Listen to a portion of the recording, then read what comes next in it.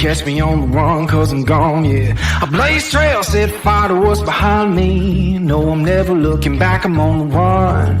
I could only ever be what I'm made to be. It feels good when I'm living on the edge. Watch me now, roll like thunder, gonna sacred ground. Can't stop me now, I don't give up and I won't back down. I'm a force of nature, can't be contained. I got lightning running all through my veins. Watch me now, watch me now.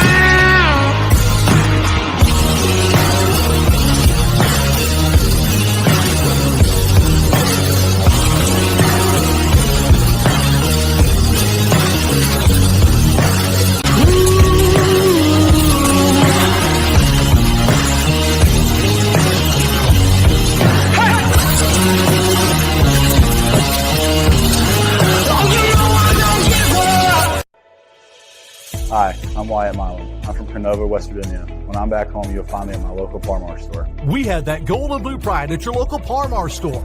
We are coming to your neighborhood soon. West Virginia, Kentucky, Ohio, Pennsylvania, and Maryland, we have you covered. Download the Par-Mar app and sign up for the Par-Mar rewards card. Food, gas, groceries, and more. We are gold and blue proud, and we are Par-Mar stores. If there's not a Par-Mar store near you now, there will be soon. Law offices of Mark Plants and Kevin Davis. First line of defense. Buzzballs, ready-to-drink cocktails. Number one single-serve premix brand in the U.S. Buzzballs, have a ball. And yes, start out your day having a ball. Buzzballs, baby. That's right. Hey, welcome to the WolfMan's call. I'm Dale Wolfley. What a day I have. Can you think back 30 years? Just think, 30 years to the second, one of only two undefeated Mountaineer teams, the 1993 team. That is correct. 11-0.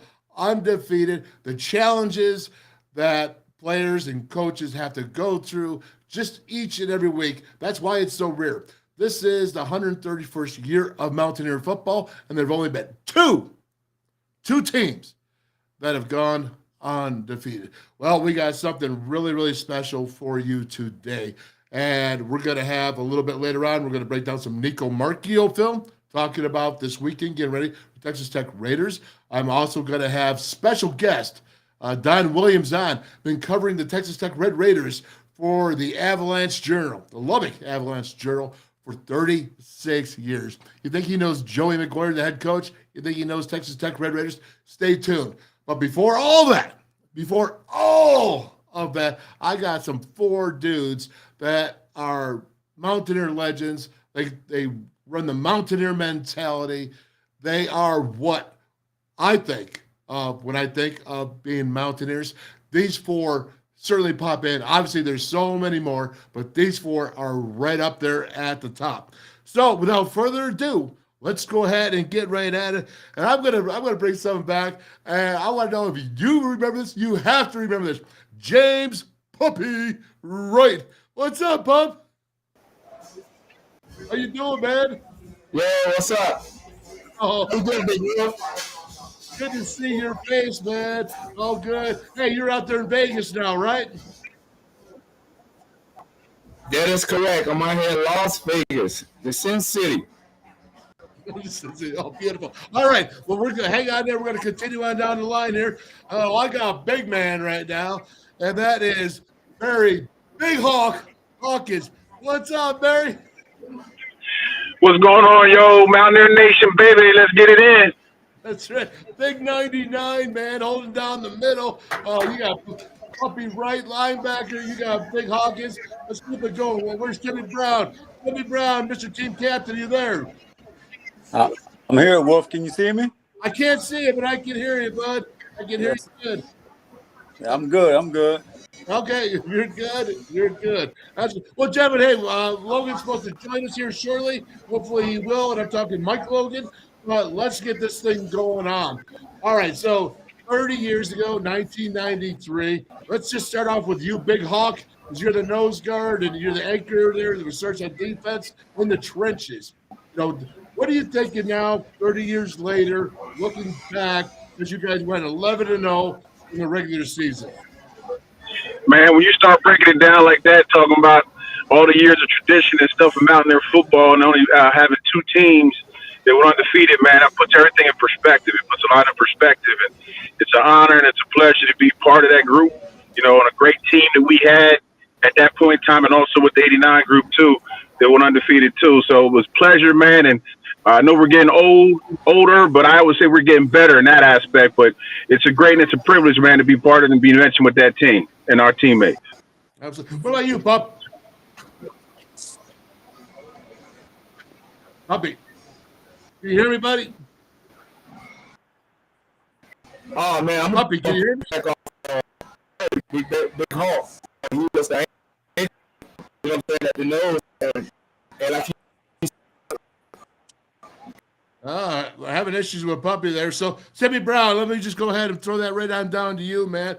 Well, what say you now that it's 30 years later, looking at it, 11-0, all the things. I did play all your films. Everybody, Big Hawk doing the fumble against Miami. I got your hit, the receiver going across the middle. What say you 30 years later? Wolf, man, it's just like, man, for real, for me, man, it's like it happened yesterday, man. We still, our 93 team was special, man. We stay in contact with each other. We communicate, you know what I mean? So it feels like it was yesterday, man. We're getting a little older, but, you can't take that 11-0 season away from us, man. So, and we got a good crew of guys, man, who stuck together from the start all the way to the finish, and we're still together as family, man. Yeah, what does that say? What does that say to you, Hawk, that 30 years later, you guys are still in communication a lot? I'm not going to say every day or whatever, but you guys are staying in communication. That's teammates for life. Exactly, man, and you put it perfectly, man. It's just the fact that it just shows you that the family atmosphere that we had, the continuity we had together, and just the love for the game and wanting to be the best at what we do. So it just shows you that just lifelong friends, man. It's blue and gold forever, and everybody that you meet just end up being people that you continually talk to, man, and always want to communicate and see how they're doing in life. No doubt. I think we lost Timmy too, so we lost Puppy and Timmy. I'm not sure what's going on here. So Hawk, I'm going to keep focusing on you, man. And let me draw this up here. This is kind of cool here. Let me get this video up here.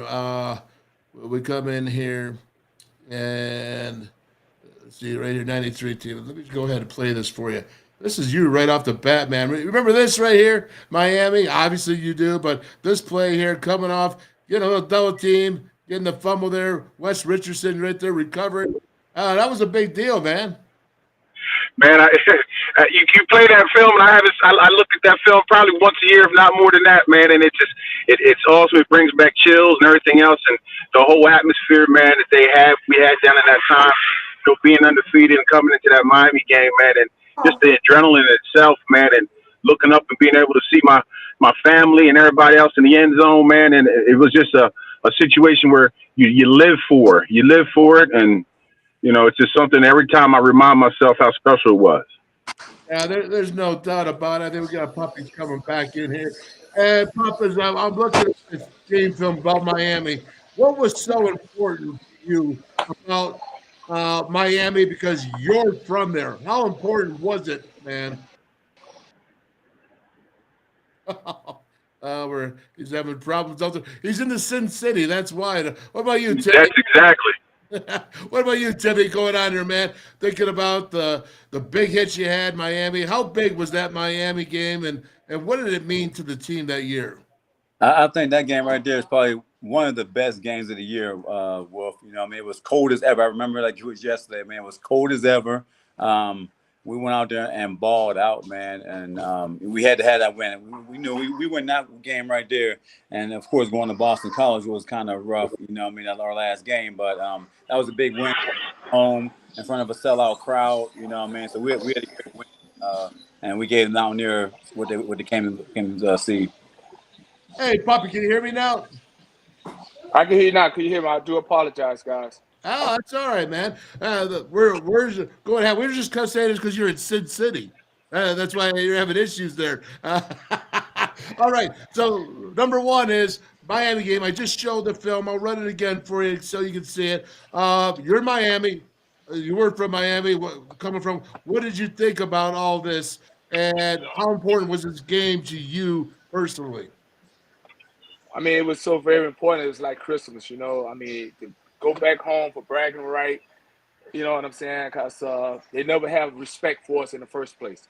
And then after beating them, they definitely have respect for us that year in 1993. Yep, that's for sure, man. And they never did have respect. But I think the Mountaineers that year, you know, and let's be honest here, 1996, when they go ahead and the punt was blocked, the Mountaineers had them again as well. Would you not agree to that, Timmy Brown? You there, buddy? Did I lose you? Go ahead. Say. Yeah, I said, well, then in 1996, the Mountaineers almost had him again until they blocked that punt in the last second, right? Yeah. I mean, of course, I want us to go, you know, be undefeated, man. But I will still hold my breath for us to be the last undefeated team down there, man. But you always, for sure, counting on the Mountaineers to win again. Yeah, no, there's no doubt. Let me ask you, Hawk. All right, you were the anchor of the nose guard team, and what did you think going into this season? 11, or you're 0-0 going into the season. Did you think that you guys?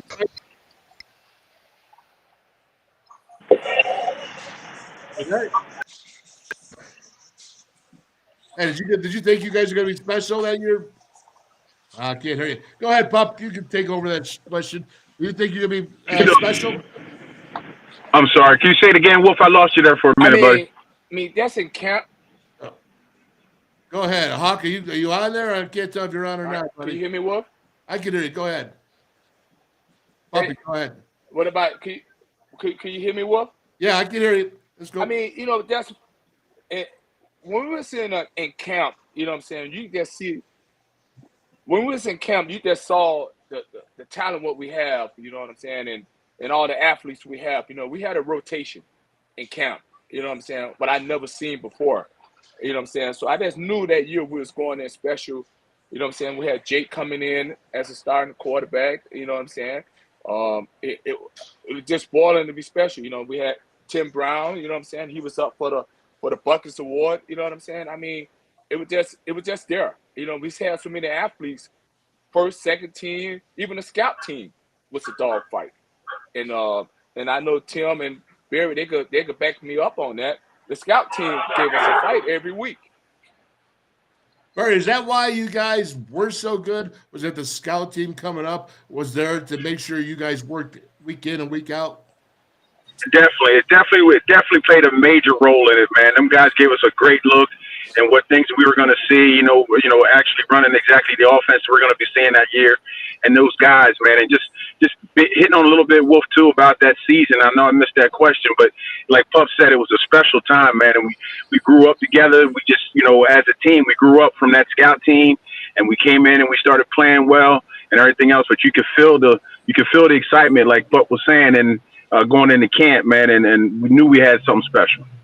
You know, I was a graduate assistant coach that year, and I, of course, played in 1988 with the team went 11-0, and then watching you guys, I had a really special feeling about what was happening, especially when I thought about it. And Timmy Brown, how about this? How about Darren Studstill and Jay Couchner being a factor, 1-2 factor, that usually if you got two quarterbacks, you got none, but not in the case of 1993.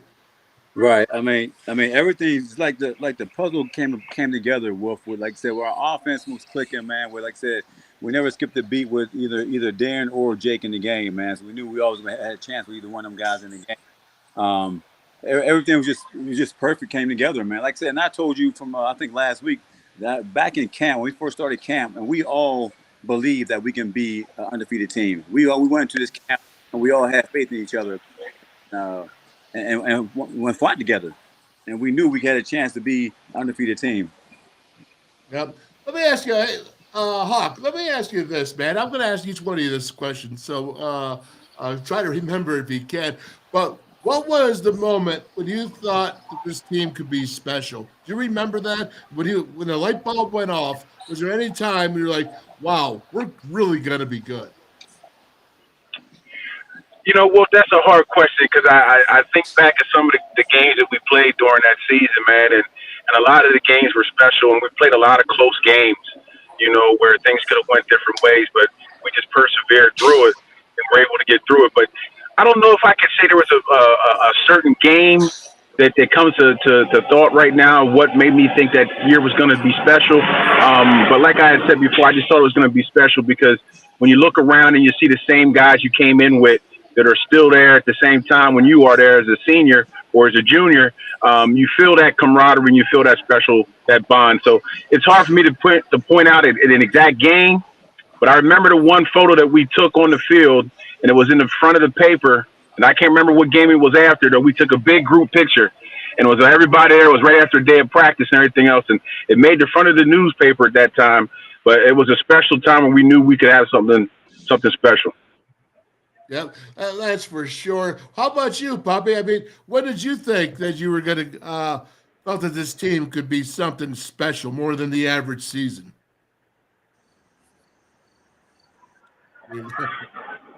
What about you, Timmy? Go ahead, take it over.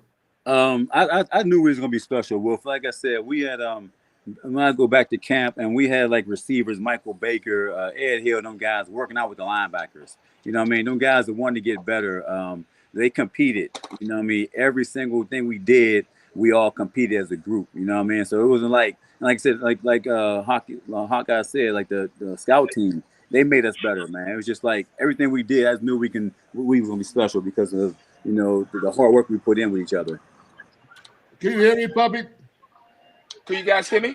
Yep, we can hear you. Yeah. What was it when you knew the team was gonna be special? I'm gonna be honest with you, guys. I don't know if when we played against, I guess, was it East Carolina, our second or third game, when they head coach said he never seen a team with this much talent. They're gonna be special. Nobody gonna beat them that year. That's when I knew we had a special team, a very special, camaraderie on our team. Because when another coach from another school said he never seen this much talent, that's big. I don't know if you guys remember that. I think we played East Carolina. Barry, did we play East Carolina in that year? You know what I'm saying? The second game. And I think we did. We did. Yeah. And they head coach said it in the paper, said he never saw so much talent flying around that he don't see nobody beating them this year. West Virginia. I remember that. They used to call him the Riverboat Gambler. I'm trying to think of his name, but he was the gambler there that you guys did. All right, so let's go ahead and let's take a look. Last thing that I'm going to say about the 30-year reunion for you guys.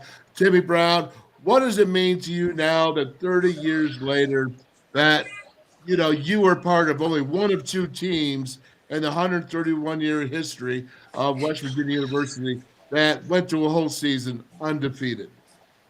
Yeah, it's just, I still talk about it to everybody, man. And like when I was down this past weekend, we went to a little tailgate tent, and one of the old timers asked, what team did you play for? And I quizzed him. I was like, if you tell me the last undefeated team that came out of West Virginia, you tell me who I played for. You know what I mean? So it's just special, man. And everybody remember that year, man. You know what I mean? So it feels good just to go down there and know that people still know that we came through there and did what we did as a team. Yeah. What about you, Puppy? When you think of your tradition, when you think of, I was part of something that was 131 years, man. It was just 2 years that were really special. That's got to mean a lot. It does to me. So that's why I'm asking you that. I mean, it's beyond a lot because just to be a part of that team and to be a part of them guys, and you still could go back and look at highlights and of that season. You know what I'm saying? Sometimes it just blow your mind, and then you just tell other people, the kids, you know what I'm saying, who playing ball today, how it feel to be a part, like anybody going undefeated, like the Alabamas and everything, you know what I'm saying, like Georgia, going undefeated. We did history like that. West Virginia. There's guys on the phone right now talking to you. We did it. You know what I'm saying? They can't take that away. That's for sure. All right, so Barry, man, is 30 years later. What does it mean to you? You just heard your two brothers there, and now you were the anchor. You were a Hawk, man. You were a big Hawk, and you're the point guard of that defense, man. So many times people were relied on you, man, to make sure you held together the middle of the defense. Yeah, before it's beyond words and expectations and everything else. It's a privilege to be a part of the team, and be able to be recognized in, in Mountaineer history about a team that went undefeated. Like you said, Will, you'll be a part of that too. But it was just a privilege to be a part of that and, and have a long life friend that I could always look back on and share the experience with. It was really a privilege, and I appreciate being able to have that honor. Yep. Very cool. All right. So, Timmy, you were in town last week. You see this Mountaineer team. They're 2-1 right now. Obviously, Penn State was a loss, a tough loss. A lot of people are saying, hey, that was a good loss. I don't think any loss is good. But, all right, I understand what they're saying. Duquesne took care of business. Pitt did well, but, boy, they didn't look pretty, Timmy. What do you think, about this team? Are they legit? Are they real? Is Pitt that bad? Where are they? Somewhere in between? I think we got a good team, Wolf. Just watch, like I said last week, just watch them guys play the first half against Penn State. And Penn State's a powerhouse team. And it was a halftime score of 14-7. I think if we continue to eliminate the turnovers and keep getting after the ball, I think we'll be a special team as well. You know what I mean? I don't really see if our quarterback, actually the backup quarterback look good. So if the first team quarterback come in there and he stay healthy, we got a chance. Mm-hmm. What about you, Puppy? What do you see when you watch this team and watch them beat the Panthers? I mean, of course, I was excited when we beat Pitt. That's the backyard brawl, so you're always going to be excited. But I still think we still got a lot of stuff to fill. You know what I'm saying? I don't even feel that we have the energy how we used to have even for starting with the sidelines. You know what I mean? I don't see no former players back on the field. You know what I'm saying? But I see, gymnastic people on the field, but I don't see none of our old players could talk to the players, to the younger guys. You know what I'm saying? That's the first thing we need to fix first. I'm keeping it real. Wolf, if you want to keep talking, I can keep talking. We need to fix a couple of things. We need, you know what I'm saying? We need to get better talent. Be real. You know what I'm saying? I'll be honest with you. We're in the Big 12. You know what I mean? And, to get to that next level, we got to do better recruiting. Let me ask you a question then, Hawk, and I'll get right back to you here, Pop, in that. But let me ask you a question on that. What about Pitt and this team? Where do you think they're at? Before I get into breaking this down with you guys, where do you think they're at? Hawk? Who's that for, Wolf? That's for you. Is that for me? Yeah. I don't think they're any. They're not a team of Pitt before. Like when I look back at some of the greater teams that they had, I think they lack a lot of stuff when it comes down to quarterback position and some of the up front guys. But obviously, I mean, they're still going to be a powerhouse in that aspect. But I don't think they're the Pitt of old in that aspect. But and I think we did a good job of being more consistent this game. And the biggest thing is I just would like to see our guys compete and be put in situations that are going to make us successful, and being in the right coverages and making sure that we can stop the run and make it one-dimensional is what my biggest concern was. Yeah, let me ask you, Hawk. Were you licking your lips, man, when thinking about looking at those center and the offensive line? Because you said it, they were not the Pitt offensive lines of old, man. Were you kind of like, man, I wish I could be playing right now? Yeah. I mean, that's always, we look like that all the time, man, and it makes you reflect back on what you would have done if you would have been in your prime playing against those guys, man. And obviously, you're going to look at it in different aspects. But, yeah, and I'm looking at it too, the type of schemes and stuff that they're playing. I don't know how conducive it is to where we're used to playing with the four-man front and everything else, and stopping the run. But, it makes you think about, if we're putting the right guys in the right places to do what they need to get done. We got the win, which is a great thing, but it's got to be something that's got to be more consistent week to weekend to making sure that, we're putting our guys in the best place possible. All right, hey, so Poppy, talking about it, you're saying you got to do better recruiting. I'm assuming you're really kind of talking about the transfer portal right now, making an assumption, coming in, having an immediate impact. Am I right? Well, I mean, not so much as transfer portal. I mean, that's recruiting from high school as well too. But the transfer portal do help to come in right into play. You know what I'm saying? But we just got to do a whole lot better. You know what I'm saying? We got to get the charisma back. It's just not, to me. It's just not. It's just not there to me. Just looking back over the years, I'm just keeping it real. You know what I'm saying? I am a Mountaineer for life, but I just don't see the same energy. You know what I'm saying, on the sideline, even with the coaching staff. You know what I mean? That's how I feel. You know what I mean? I think we need to do a whole lot better. You know what I'm saying? I mean, you look at it. I mean, certain talent. I look at some of the D linemen. You know what I'm saying? I don't see we don't have a dominant D line like the Hawks and everybody back in the day. You know what I'm saying? I don't really see any true linebackers. You know what I'm saying? Like the Timmy Brown and Wes Richardson will come and thump you. The DBs like the Aaron Beasley. I just don't see the excitement, the energy.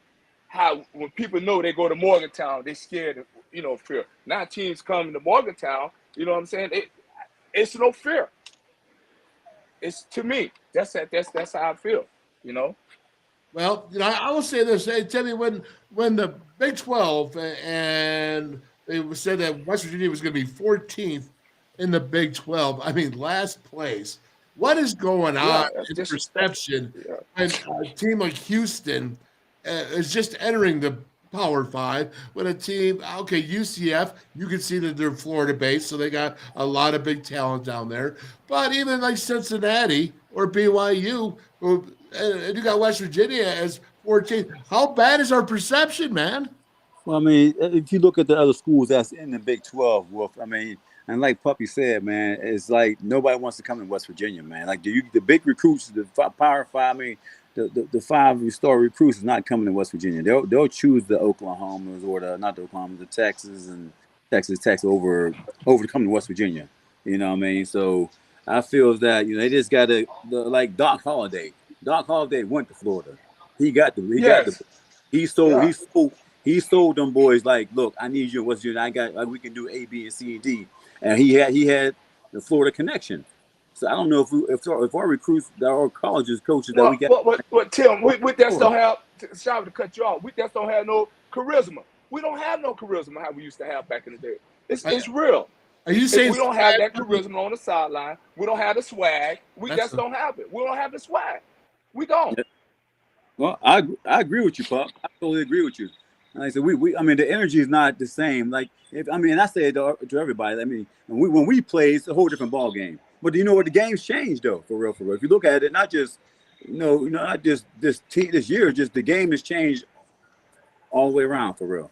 Everybody want to pass the ball. There's no more guys pounding the ball and running the ball at you. Everybody want to spread everybody out. So the game's changed. So, but like I said, and we don't have the athletes, for real, to compete with the guys who from Texas, from Florida, who play the game all year round.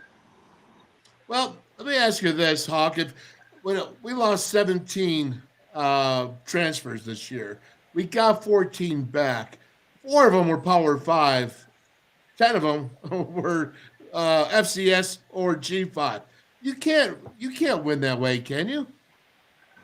No, man, and I'm glad you brought that up, Wolf. And I the biggest thing with me is that transfer portal, man. And to me, I think it's more of a negative when it comes to the transfer portal. I mean, it's a good fix right away that you can get your team right away, and the coach who wants to make some moves and get up there because you're bringing a lot of guys from other programs. But it's not things where guys aren't vested anymore, man, because them guys are coming in for 1 year, 2 year fixes, and they're trying to get what they need to get in and get out. So you don't form that camaraderie that you like when you start recruiting kids out of high school.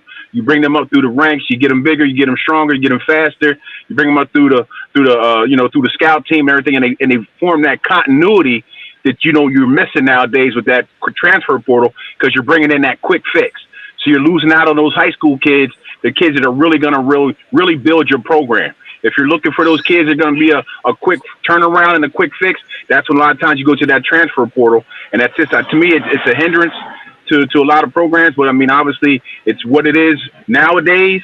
But back in the day, like when you said that what helps what helped us out when we were playing is that we had that continuity because we all were coming from high school. We were all coming from a JUCO or something different like that, but we were able to spend 2 or 3, 4 years together. Now these guys are coming in 1 year at a time, and then they're up out of there. So there's not that vested interest in being that you're always doing your single old thing and want to do what you want to do, but I don't think that's how you build a program. You know, Tim, Deion Sanders, all right? Deion Sanders just had an interview, and I was absolutely fascinated by it. And I was just looking a couple of weeks ago, and he had the lowest 2024 recruiting class in the Big 12, meaning numbers-wise. But he came out, and I kind of figured he was going in this direction, but he came out and said, you know what? We're going to take 4 or 5 high school players. Why should we invest in all these high school kids when there's players out there already that have been through it and will not – you bring them in 4 or 5, they can leave you. They can go ahead and leave the transfer portal. I'm not going to bring in 25 freshmen. I'm going to bring in 5, and I'm going to get transfer portal guys. And right now, he's proven that system works. And I don't blame him because if he doesn't win right away, people want to fire him. People want to fire you. You don't have time. Well, what say you, Timmy? I mean, that's true, Wolf. I mean, if you look at the game now, like I said, that transfer portal is mean. Everybody is going where the best team is, their best place to go to win, and that's what it's about now. It's about winning. If you go to a college, you want to go and win.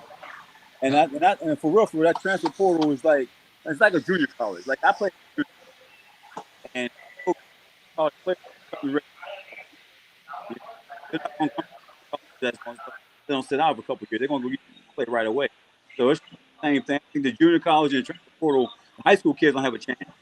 I mean, there's no really no college is going to take a chance with a high school kid where they can go get a kid already been playing in football for 2 years already in the college level.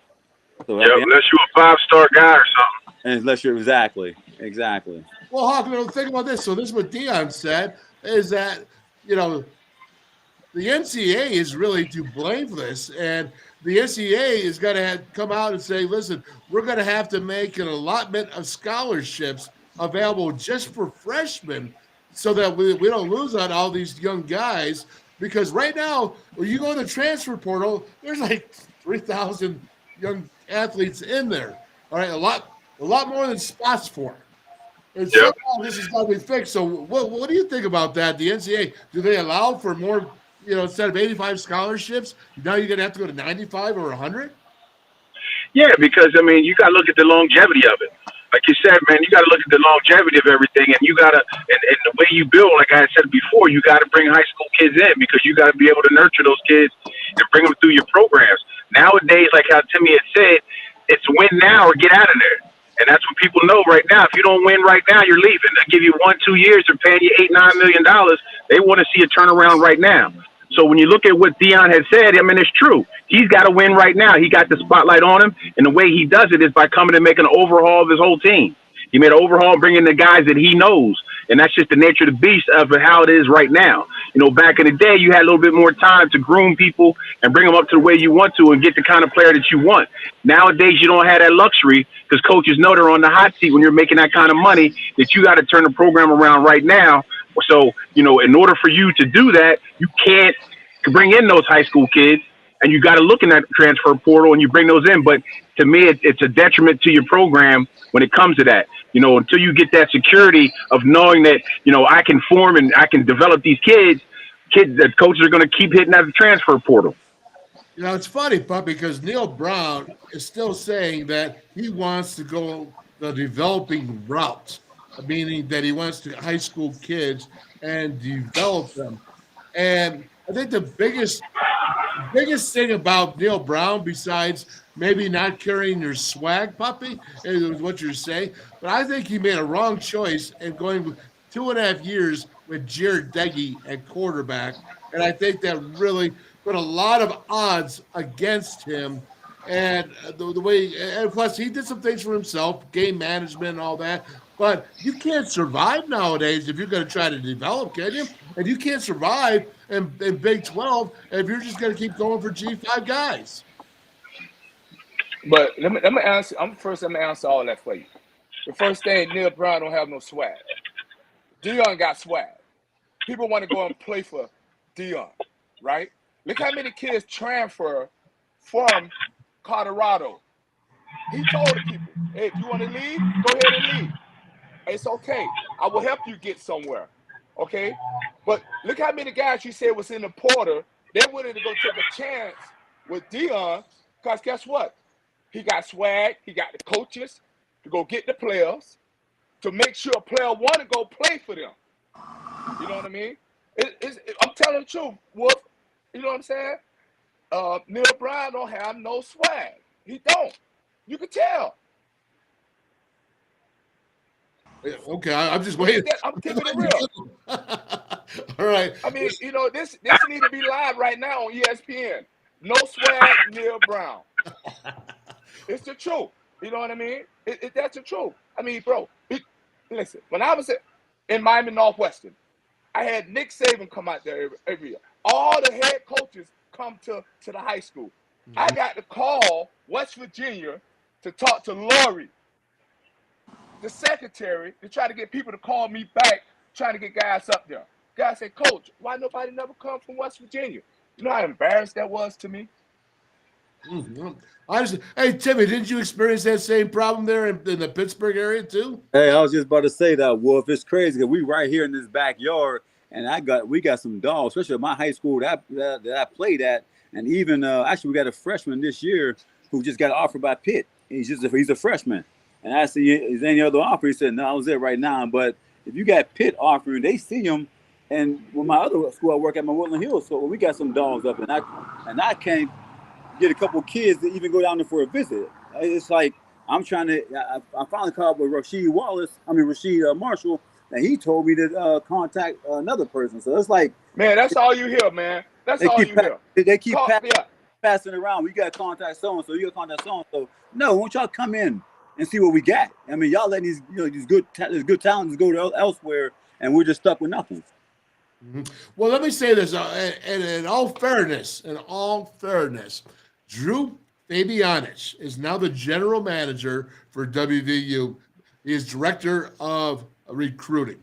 Now, he's come in, guys, from the Dallas Texans, 18 years in the NFL. All right.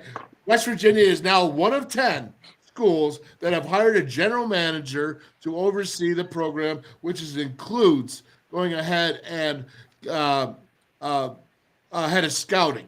All right. So I believe that the scouting that was going on before is not certainly the same scouting that's now, and it's going to be much better. And you know what? I used to be a lot of the connections for WVU. People would call me, and I'd pass it along. I don't see that now because now they just have GAs in there in my position. So again, I think you got to call right there. That's for Drew Fabianich. Let me ask you, Barry, how many years you coached in high school out there? Oh, I coached right around 15 years. 15 years. You know, Bill Kurlavich is not there in Eastern PA anymore, man. Who do you see in the years? You hearing from West Virginia out there? I mean, we had a couple guys, but not from like the Lancaster County area, but we do have some guys in the surrounding area. We had a running back that went down there from York. York High, I think he was a running back that went down to West Virginia, or he's going down to West Virginia, but you don't hear as much up here. My area up here, it's a more Penn State, everything else, a lot of Big Ten schools, and that you hear a lot about Penn State, Wisconsin, Michigan State, but you don't hear a lot about West Virginia, you know. But Calabridge was the last guy I think that came through this way that really recruited this area hard, you know, and it just tells you right there, like, we have the talent. If you come up and look at it, you just got to know, you got to look through some, look through some back doors, turn over some rocks. And there's guys out there that sometimes that aren't always the number 5, 5'8", 5-star guy, but, you know, they're guys that are going to play for you and die for you. Yeah, and that's the truth, man. And that's all of you guys. That's why I'm saying this. So, Tim, you're 19. I'm going to let you guys get going here. You're a 1993 captain, though. 11-0, as we said, 30 years. A lot of your experienced man now. what do you see in this culture of WVU, this football? Do you see that it being blue collar? Do you think it needs to improve? You know, do they have to have more swag, as Pup says? What do you see that this team needs to go ahead? Because we're at a crossroads now, fellas. WVU, I'm talking about.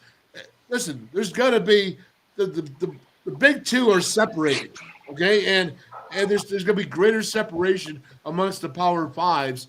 And West Virginia, it cannot have this perception of being 14th in the Big 12 if it wants to hang with big boys. And the program can become maybe not irrelevant, but maybe semi-irrelevant. You know what I'm saying? What does this program need to do to maintain, to return to having that swagger that Puppy says, to go out there and recruit and say, hey, listen, we're now 14th in the Big 12. We're a team that's going to punch you right in the mouth, and we're going to be blue collar. Well, like Puck said, Wolf, I mean, the swag is definitely not there. I mean, you can see that. But I think, and I'm going to start with the offensive side of the ball, just watching that Pitt game last week, we got talent on offense, okay? We got to use it. I mean, they got some big running backs, man. Pound the ball on the offensive side. Use that big tight end they got. They don't use him at all. And our defense, I can't stand that 3-3-5. That's just one thing I don't understand. That why they run a 3-3-5 and you're trying to beat somebody. There's way too many holes in that. And you're limited to your talent that you got on the defensive side. I mean, put the boys on the field that's going to run to the ball and make some plays. You know what I mean? That 3-3-5 is way too many holes, and you only got, your line is not what it should be. So, like, in order to be good, you got to go out there and recruit the big 5-star players or get in that transfer portal. Yep, I agree. Hawk, my philosophy is this. Oklahoma last year was 11th in tackles for losses, okay, TFLs. They were 115th or 111th, I can't remember now, 115th in total running yards against average. 115, number 11 TFLs. So it's either they go TFL, get you to tackle for loss, or they give up big plays. 5 or more is what I say. That's because of the scheme. Now that they're doing these schemes, they're doing passing stunts in the running schemes. Would you, as a nose guard, would you please tell Mountaineer Nation right now, you can't do that against run schemes. You can't act like it's a passing. You can't pass it off. You create gaps, do you not? The zone, they catch you when you're moving. Exactly. You hit it right on the head, man. It's just there's no gap integrity, man. There's just no smash mouth about it. You're trying to get your back end guys who can fly around to the ball and end up in those gaps. If they get cut off, now you got seams all over the place. With that backside pursuit, you get the cutback alleys, you get everything else. You're just out of position, So it just comes down to knowing your personnel. I'm a strong believer that you can do the 3-3, but at the same time, there's a place for it. But I'm like Tim. I'm old school. You got to put them four dogs down in that front line, and you got to stop the run.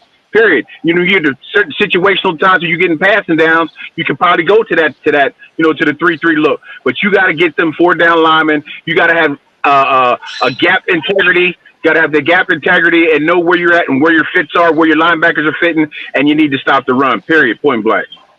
Oh, hey, thank you so much, because I've been trying to tell everybody the gap integrity is missing in today's game.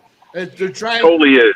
They're trying to all these stunts. They're trying to be like kind of like the new offensive coordinator for the air raids. They're trying to be defensive coordinators. Like, hey, check out my stuff, man. And it's not working. All right, so Puppy, what's your thing, man? What does this team need to do in your mind to get that swag back? All right, to go ahead, have that blue-collar mentality back so that they can go out there and, you know what, go punk someone up, for lack of a better term. Man, it's to me, I could go down the line. First thing they do to get the swag back, they need to try to invite the old alumni guys back. You know what I'm saying? Like, you know what I'm saying? The 2 teams who went undefeated, get them back into the locker room. Talk to the kids. That's the first thing they need to do, get the swag back. You know what I mean? You look at other schools. You look at, you know what I'm saying, even, once again, I don't want to keep saying, South Carolina, the Clemson, University of Miami, you know what I'm saying, Colorado. Colorado got motherfuckers off the street. They didn't even play football on the sideline. It's the truth. I mean, hyping everybody up. You know what I mean? I mean, it's no swag there. I feel like I'm at a military school at Valley Forge watching West Virginia right now, back in the day. That's how I feel. And then they try to run a 3-3-5. You got to have a hell of a nose to run a 3-3-5. That's what my point. You know what I'm saying? You need to go back with the 4-down linemen and have you some thumpers in there. We're going to stop the run. If you're going to beat us, you're going to have to beat us over top. That's the first thing. But it's easy for any quarterback, 33, 32. I could make a play call for 33 and 32, but it's hard when it's 3rd down and 8, 3rd and 9. Mm-hmm. Then you go back to a 3-3-5 if you want to. No, all right, I hear you. And I'm just thinking of when we did do 3-3-5 back in the day. You know, we had a Keelan Dykes in there. We had a Chris Neal in there, and who could work two gaps. You know what I mean? That could work the two gaps. And I'll tell you what, though, what I miss is just when I showed you the film, hard-nosed defense, hard hitting, hard gap. Hey, guys with gap integrity and guys that understand what outside contain means. You know how many times you see 3rd downs get transferred into 1st downs is because they don't have outside contained because they're doing all this stupid stuff. And it's just the numbers are skewed on defense now. They're skewed. And it's not because of the offenses so much. It's because the defenses don't run the defenses that are solid anymore. And they skewed the numbers, and it's all a bunch of crap. Anyways, I'm done preaching myself. Hey, Tim Brown, James Puppy Wright, Barry Hawkins, man, I want to appreciate you guys. Thank you. Enjoy your 30-year reunion. Hopefully the Mountaineers get a win against Texas Tech. Hopefully they return some swag. You know, Pup, I'm going to go ahead and I'm going to go and make sure that Drew, maybe Anich, understands that, you know, what you're saying. I'm going to just make sure that next time you call, he's going to take your phone call and, you know, tell him that he better. I think we have to try to start improving. I think this guy, Fabianich, really makes a difference. I really do. We'll see what happens. Only time will tell. All right? Gentlemen, thank you. Thank you, guys. All right, thank you, Wolfman. Hey, I see you guys down. I hope I get to see you guys down there this week. Yeah, I'll be down. Yeah. All right, big boy. Yo. All right, big boy. Yeah. You know. Beautiful. All right. Well, there you have it, man. Woo. I'm telling you right now, you know, those are guys that are real, man. It doesn't get any straighter than realer than James Puppy Wright. I'm telling you, man. He's going to say it. Barry Hawkins. Hey, let me tell you, Hawk never messed around, man. That dude played hard all the time. You know Timmy Brown. You already know about it. I mean, these are guys at the 1993. This is why they went undefeated. I mean, I could just go down the list. I could go to the offensive side and tell you about your Brahms and your Dale Williams and your Rob Sox and all that. I mean, there's a reason why they went undefeated. There's a reason why they get mad when they don't see that type of swag when they look at the team now. And I'm saying swag, I'm saying a culture thing, I'm saying a meanness thing, I'm saying a lot of things. So again, is, you know, that to me, that's what I'm seeing. And we'll go ahead and we're gonna move on here. But boy, how special was that? Sorry Mike Logan couldn't make it on. He's supposed to come on, but he was not able to. So let's go ahead and let's take a look here at the QR codes, and let's get this going right here. All right, so we look at the sports column right now, and seeing that's Frank Fear, and, you know, he's got the book there. Go ahead, QR code it, man. Sports column, Frank Fear, and you can go ahead and write your own articles, man. Get published. There's a way to get published for free. You know, and get yourself out there. So this is how you help turn yourself into that professional writer. Right there, sports column. Also, get the book, The Band of Brothers, The Then and Now, 66 through 70. Absolutely fantastic book. Great memories of these guys. Those memories that they have are really, in general, the same memories that you just heard from Puppy and from Big Hawk and from Timmy Brown, right, man? It's the same thing. It's the same mentality. And I keep talking about Mountaineer mentality. When I tell you guys there's no gap integrity, there's no gap integrity. I show it to you on the film, and I still have people saying, no, that's not true. That's not true. Why are these people making so much money? And they can say, there's no gap. And how can you be a defensive coordinator and then say, no gap? We don't live by gap integrity. Oh, that looks fine here, but when you actually move it, and you start moving these pieces around, oh, but look at that TFL, man. Woo, that's pretty special. We're Oklahoma. You know, we're there. We're number 11 in TFLs, but you're 115 in total yards against in the rush. All right, and that's everywhere. That's not just WVU. That's not just Oklahoma. You know where it's not? It's not in Iowa. Kirk Ferentz, because he still plays with gap integrity for his defenses. I don't know if you knew that, but Kirk Ferentz does. All right, here he goes. I got off the sport. I'm going to the QR codes, and here we go. Let's see here. Pallet mini batteries, the last battery. Never buy AA batteries again. Why people do not go ahead and check these out, you will never buy, and they're affordable. I mean, they're not even like extra expensive than the alkaline batteries. I mean, again, the last battery, rechargeable batteries, QR code that, man, get it down, and then you have this here. United in purpose, bold in strength, united we stand. There you go, man, right there. Johnny Cantwell, offensive lineman. He's big on this. He wants WVU in West Virginia and everyone to be on the same page. Mountaineer Nation.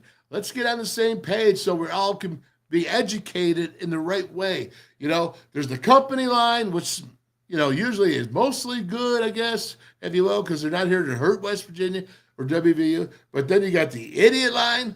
Well, the Wolfman's call. The Wolfman's call is right down the middle. It's where the truth is always part of the call. I tell you, there's no gap integrity. Believe it. And I show it to you. I don't know what else I could do. I want to pull my hair out. Gap integrity. Do things like I said. And you heard Timmy Brown.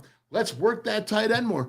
I'm telling you, this week, go to if I don't even care who's starting a quarterback. If it's Garrett, all right, Cole Taylor needs to become a household name in Mountaineer Nation and probably in the nation. All right, he's got talent at 6'7". He was at LSU, so you know he's got legit genes and potential because he ended up there at 6'7". Do you watch people try to tackle him when he's running those big legs, just strides, right? He's 6'7", and it's hard. And right now, he's probably, besides Clement, most dependable receiver the Mountaineers have. And, you know, I don't care what Pro Football Focus said. I watched that game film with him. He was at the point of attack. Even the announcers sat there, and I'm going to show you a game film today. But they went ahead, and, man, they just went right on down the line. And at point of attack every time. I mean, he got run. Cole Taylor did more running, I think, than the receivers did in that game, with all the pulling that they did in the run games, and then when he did go out for a pass, yeah, it was pretty wild there. So, and you know, I'm going to tell you this, man. There's no doubt, and I forgot Cole Taylor, but oh my gosh, Dave's the other tight end, man. He had some really great crush blocks. I'm going to show you today. And here we go. It's just easier for a hemp dipper. Artisan Grange Company. Johnny Cahigas, Meg Cahigas. Do it the AGC way. Get rid of the nicotine. Get rid of the tobacco. Go ahead and get on it. It's good stuff. I'm telling you, I give you all good stuff. The batteries are green. You know, get together united. The sports comb, you know, free publishing, Frankfurt, all that stuff. And then AGC. Get rid of tobacco, you dippers, all you nicotine guys. Oh, it was ridiculous. What do we got here? We see anyone's trying to get on here. Let's see, Mr. Wolfley, what do we got here? What does it say? Oh, well, thank you, Timothy. I appreciate that. And, you know, but that goes back into the whole thing. I mean, yeah, you say, yeah, cool, I feel that way. Well, that's why I feel like I do with all of my Mountaineer brothers. And that's why I talk to them. It's because you've come through this. And I think, unfortunately, since I have left, that they believe that they're not paying attention. I mean, the administration is not paying enough attention to the alumni. And I'm going to say this, is that maybe that was with my last days at WVU with Shane Lyons. But apparently, Ren Baker does care about the alumni. Ren Baker does care, and he wants to treat them right. So that's the word I've gotten. I've never met Ren Baker. I don't know. Seems like a nice guy. I think he's a classy guy from what I've seen about him, what I've heard about him, through some good people that I trust. And again, like I always say, I have not agreed with every move he's made up to this point, but I have respect for him. That's for sure. So regardless of that, I think that he's going to go ahead and make his move. We're just going to wait here, and I might as well just go ahead and get going here for Don Williams. Now we're going to have Don Williams come on. He is going to tell us about Texas Tech, man. This guy, he works for the Avalanche-Journal, the Lubbock Avalanche-Journal. Yeah, that's pretty cool, man. So, but before that, let's go ahead and get into some Nicco while we're waiting for him to come on, and we will do some breakdowns, huh? What do you say to that? I think I like that, and let's check it out right here. Because, you know, as soon as I go ahead and do this and get this going, he's got to come on. Well, that's cool. Here we go. And we'll go do this. And right here. Okay, so now I showed this a little bit yesterday, and this is 2nd and 17. Now, Nicco just took a sack, and I thought it was not a good sack for him. He waited too long. Your offensive line can't block that long. But here, and he's got some guys here. You see the guy, 95, coming around, Doug Nestor. He's going out to beat him, and he's going to be here, and he's going to throw the ball here to Cole Taylor. Now, look at that one-handed catch. Again, I want to tell you, 10 targets right here. Cole Taylor, 10 targets, man. And let's go. You can't bring the guy down, but with 1 or 2 guys, I mean, you really have to have a solid hit and catch him. But it was 2nd and 17. Now, what is it, 3rd and 2? I mean, you got to like what he's giving you right here. And that is nothing but a play action off of what they've been doing all night and going ahead and setting in motion and pulling the 2 tight ends, or the 1 in this case. And I really like it. I think Nicco has got a chance if he goes first. If some are saying Garrett Green, I'll tell you what I'm going to say is that if Garrett Green starts, that he's the starter, he earned it, that's fine. He better be at 100%. Better be at 100%, because if he is not, and you heard Neil Brown say that the best thing about him is his legs.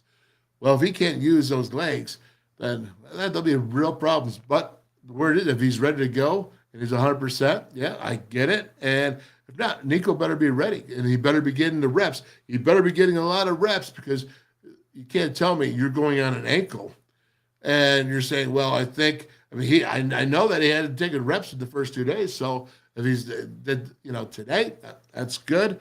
But I'm telling you, you know what? There's a lot at stake. This is the beginning of the Big 12. Mountaineers just coming off a big emotional win. Let's say that. I'll call it an emotional win over the Pitt Panthers. Emotional for everybody. Good feelings. High fives all around. Good job. Now it's Big 12 time. Now it's trying to win your conference. Starting out with Texas Tech. 0-4 against. They're 1-2. Hopefully we're going to hear here real soon from Don Williams and talk about this Texas Tech team and get it going here. This is, again, is 3rd and 4 now. Looking at this, you see him going motion. Now, watch this good job here by Wyatt Milam. Coming on 3rd and 4 now. Watch Cole Taylor leading up through. That's a nice job by, you see the whole offensive line swiping down. All right, that's just nothing but really a counter with a tight end, kind of a zone scheme right there, blocking back, and it's not bad. Again, check it out, 3rd and 4. You can see this right here. The lineman the defender came up on Wyatt Milam at the last, so he's going to turn him out. Everybody else hooks. This is what I'm talking about with Barry. All right, this is no gap integrity. Let me show you this. All right, we'll see. Hopefully, we see the end zone shot. I have to now look. Watch the arrow. The announcers did it for me. Okay, here's your gap right here. You got A gap, you got B gap, And then you guys see, well, you're bringing this cat around over here, then this guy right here, you see this guy here? Okay, he needs to come out here and be outside his shoulders of White Mountain, right? And that's C. That's gap integrity, right? Now watch this. All right, there you go. Look at this. Look at this hole. How are you making money as a defensive coordinator, Pet? When you're doing this, that's what you do in the passing game. But we'll get a tackle for loss here 1 out of 3 times. Well, the other 2 out of 3 times, you're giving this up. Oh, I hate it. As a former defensive coordinator, absolutely despise it. All right, it's 1st and 10. There you go. Nicco coming off. He hands the ball off. Nice job. Now watch right here, the tight end. I want to show you this, okay? Watch the route and trajectory of Cole Taylor, the tight end. He sees this here. There's nothing out there to do. What's he going to do? He's got to keep coming out. No, I was talking about the wrong one. That's my fault. All right, get your act together, Wolfley. There you go. Get it together.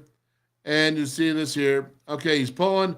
Not bad. The back cuts it up. Good job. They over pursue. You can see it. Jalen gets about 4 yards right there. Nice going there. All right, so let's go ahead and we'll stop it right here. And we got a special guest right now. Really excited about this. And folks, let me tell you something. Don Williams here, who works for the Lubbock Avalanche-Journal, all right, he is been covering the Texas Tech Red Raiders. Golly, I'm going to say they're almost 36 years. Am I correct, sir? Don Williams. You are correct. Since started back in 1986 with the campus newspaper, and since 1988, it's the Lubbock Avalanche-Journal. So, been doing it for quite a while. Well, I'm so happy to have you here. And let me ask you a question before we even get started. How's the restaurant, the Double Nickel, doing? Have you been there lately, or have you ever been there? I have to confess, I have not. I don't think I've tried it before. Lubbock. I know at one time, I heard this that Lubbock had the most number of restaurants per capita of any city in the United States. I don't know if that is.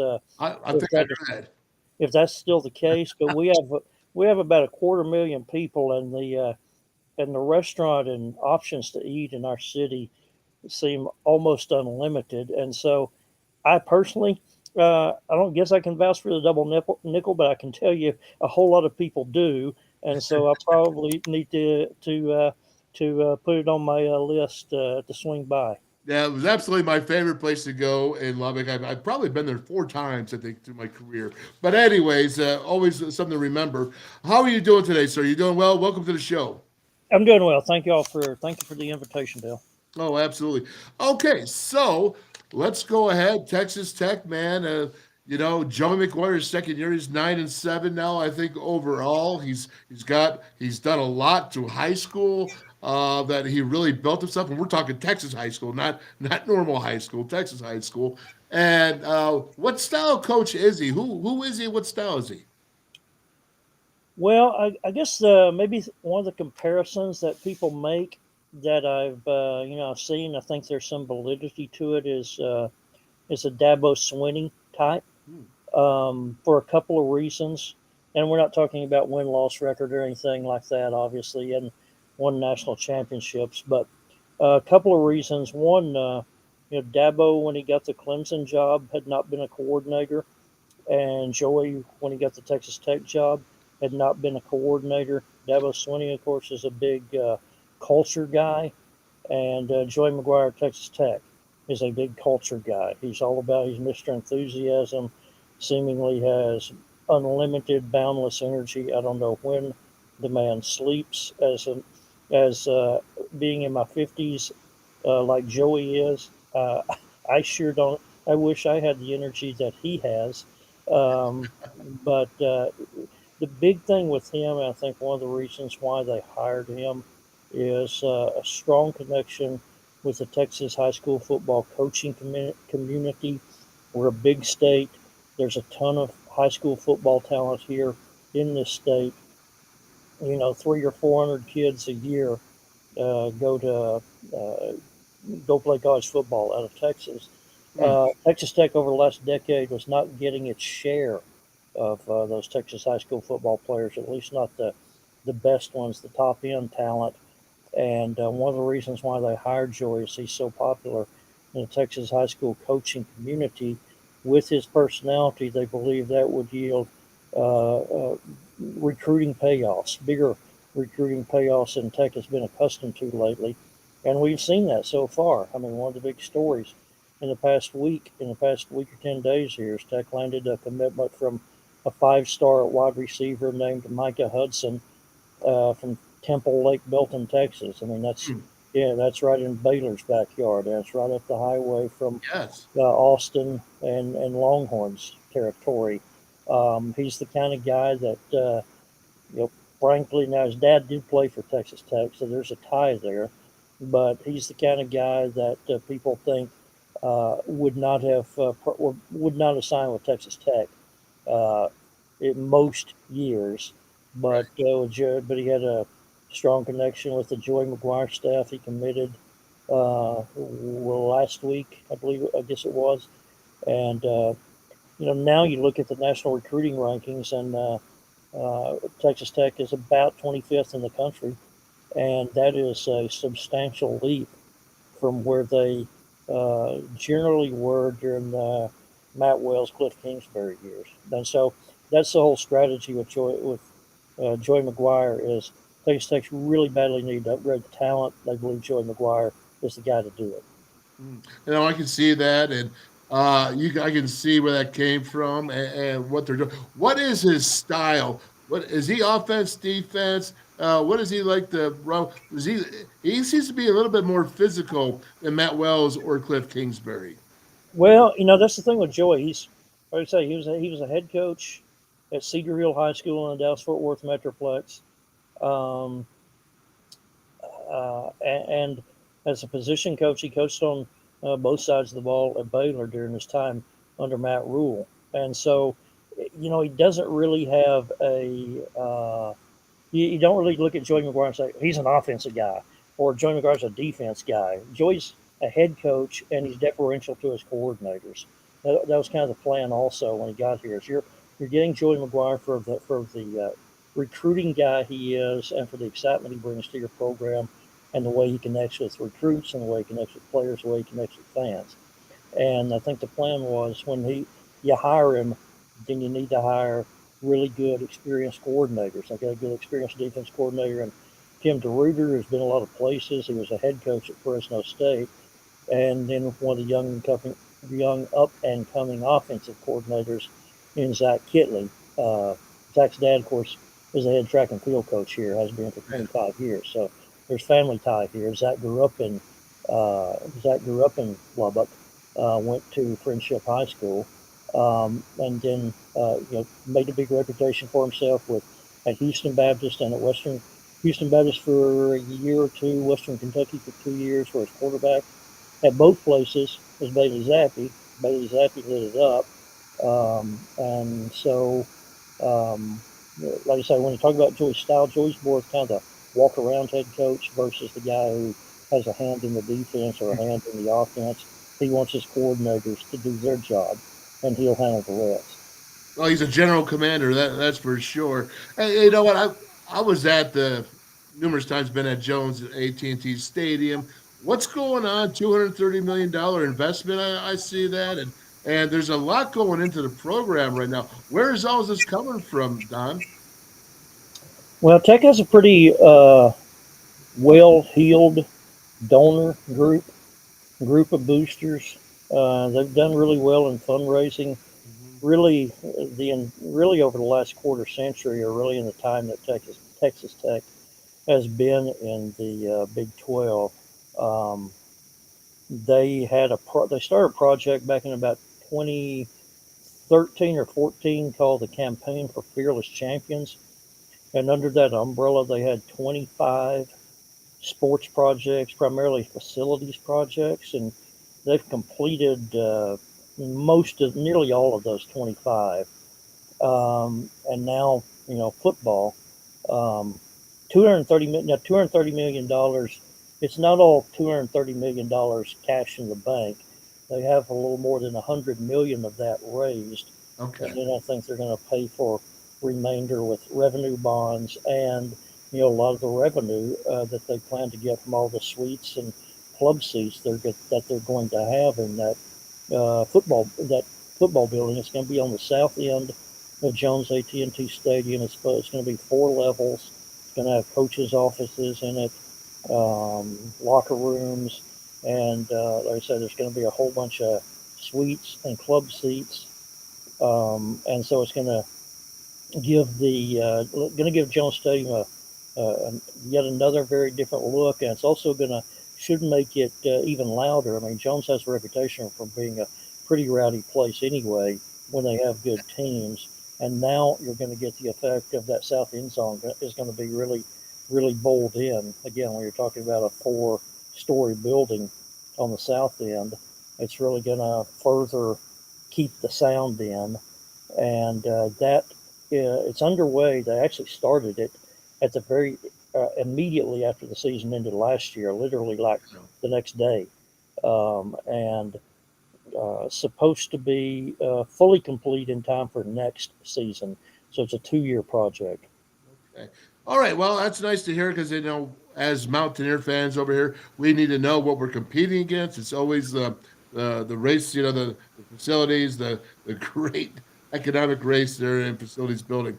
Okay, so let's go ahead and break down this team that starts off. And I'm looking at the overall team here. I'm seeing an older team in Texas Tech. Neil Brown's 0-4 in his career against the Red Raiders. Obviously, we know his history with the Red Raiders. But what do you see here with this team starting on offense? And you got to go probably with quarterback Tyler Schaub. But tell us about this offense and the style that they are.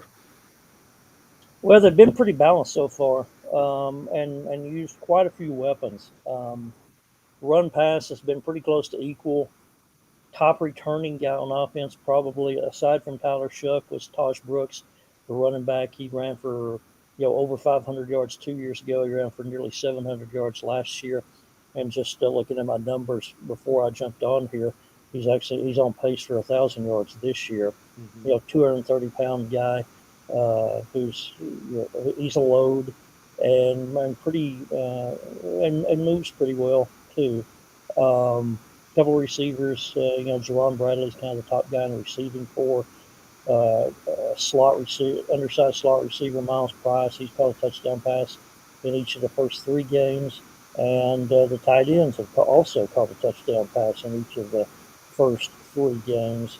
The last 2 of those, and the tight end really to keep an eye on, who's kind of made the most noise so far, is Mason Tharp. Giant guy. He's 6'9", 270 pounds. He can catch it, and like I say, he's caught a touchdown pass each of the last 2 weeks. People have been, when you have a guy who's 6'9", 270, and he plays a skill position, not surprisingly, people have clamored for his entire time he's been here. Why don't they throw it to the 6'9" guy more? Right, yeah. And the subtleties of, the things about route running and developing your body physically, where you've got body control and all those sorts of things. It's kind of been a process and taking them a while to get to this point. But the last couple of weeks, they've been throwing it to the 6'9" guy. And talking about quarterback, really the big story internally around Texas Tech with the fans, the last really since the season started, and all really go all the way back to last year, and that's who should be the quarterback. Because Tyler Shuck finished well last year, he's MVP of the Texas Bowl. He decided to come back. He's been okay, but not great so far.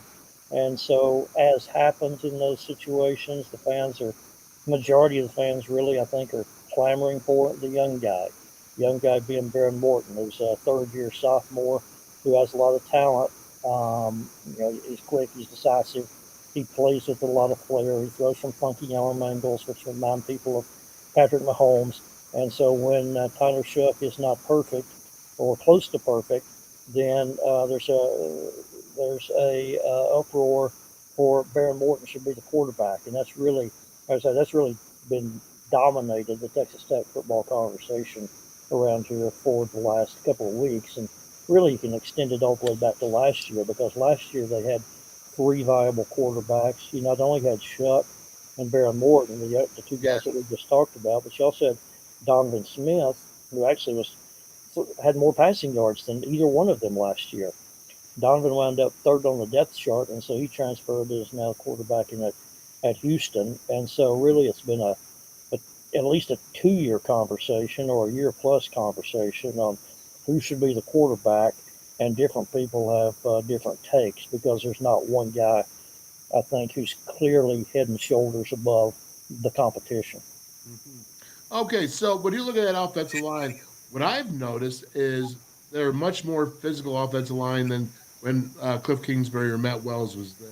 And you said it was more balanced. Does that mean that the whole season you should expect them to be fairly balanced that way, and that old air raid is gone now?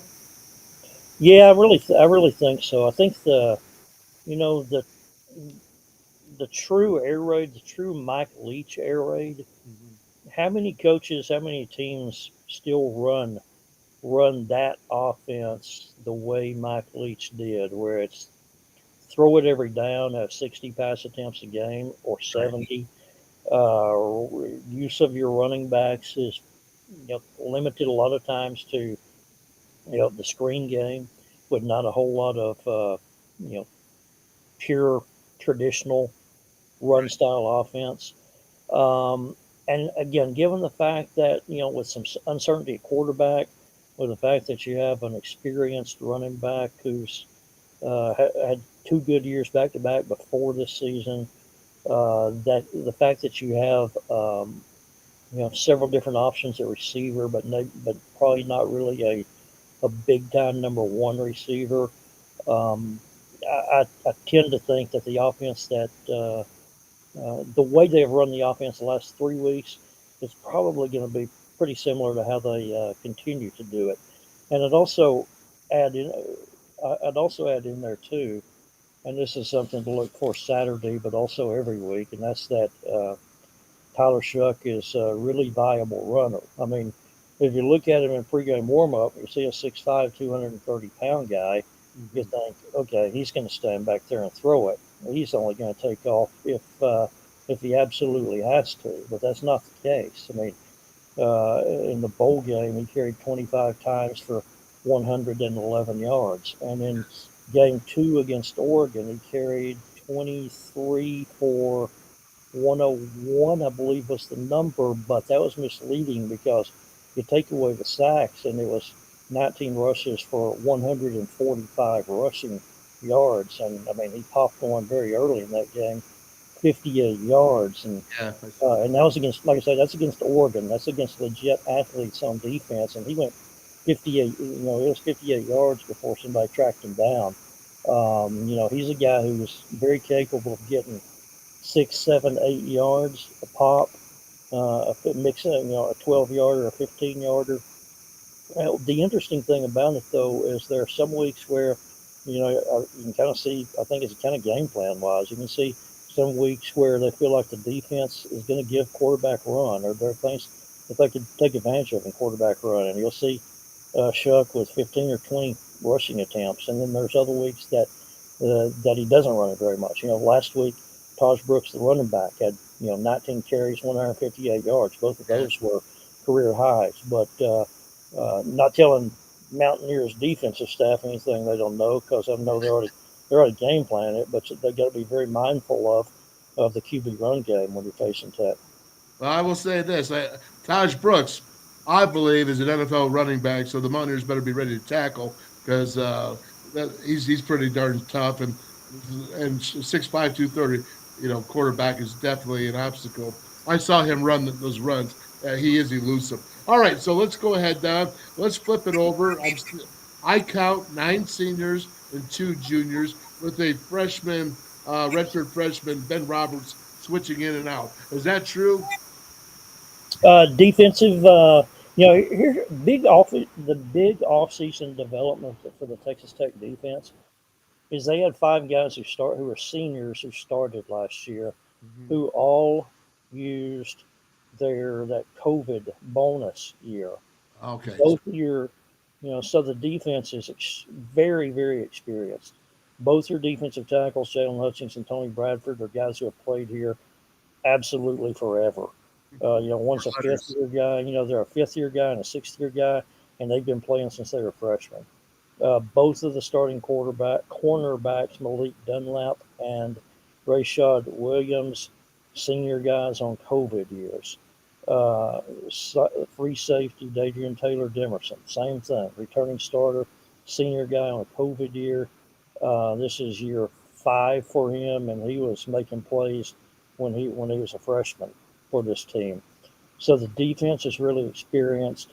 The question about this team going into this season was they lost both of their starting inside linebackers. Both their starting inside linebackers' eligibility was up. Krishawn Merriweather, Kosai Elbridge, they were 1 and 2 on the team in tackles last year. So that was a big question mark at the end of last season. One of those positions, they moved one of their starters, who was kind of a boundary edge guy, Josiah Pierre, to one of those inside linebacker positions. He's piled up a bunch of tackles so far.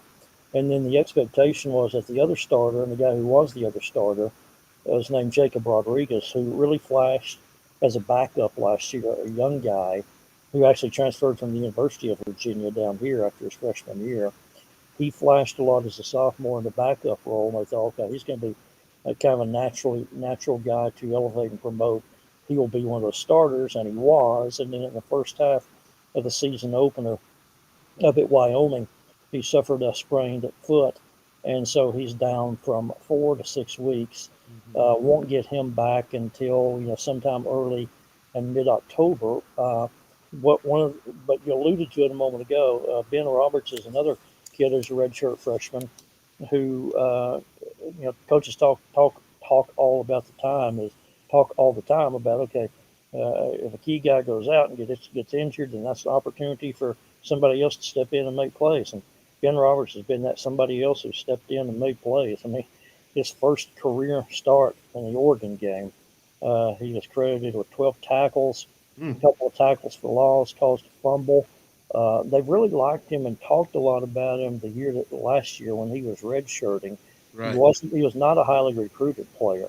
He was a kid who played on a good 4A high school team, had good stats, but he was recruited by all the smart kid. He was recruited by all the service academies and some other not big time blue blood programs. Comes here, like I say, they've been talking kind of quietly behind the scenes that he did good things last year when he was redshirting, and he's shown it so far. Almost immediately, as soon as he got the opportunity to step into a big role, he took advantage of it. So he looks like a baller. He really does. He looks like a baller. But let me ask you this, and then we'll finish up here. But I'm looking at 6'3", 215 Rashad Williams, and then I'm looking at 6'3", 220 Malik Dunlap. Have you seen corners this big in the Big 12 other than those two? I mean, for a pair, seniors, they can run too. They can go man coverage. How do you see West Virginia you could have Garrett Green in there, you could have Nicco Marchiol, whatever it might be, but you're looking at guys that you better stop the run game against West Virginia. How do you see this Texas Tech defense attacking WVU? Well, I think you said what Joey McGuire said.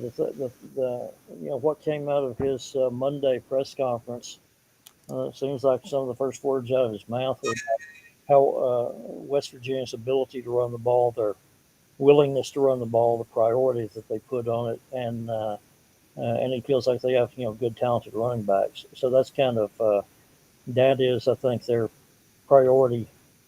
Priority number one is being able to contain the run. So it'll be a good challenge for the guys I was just talking about, those linebackers like Josiah Pierre, who's the more experienced guy, and Ben Roberts, the young guy, being tested again. One of the other angles to Texas Tech's defense that I hadn't touched on is the big loss personnel wise, even more so than those linebackers, was Tyree Wilson, who was their massive, talented edge guy.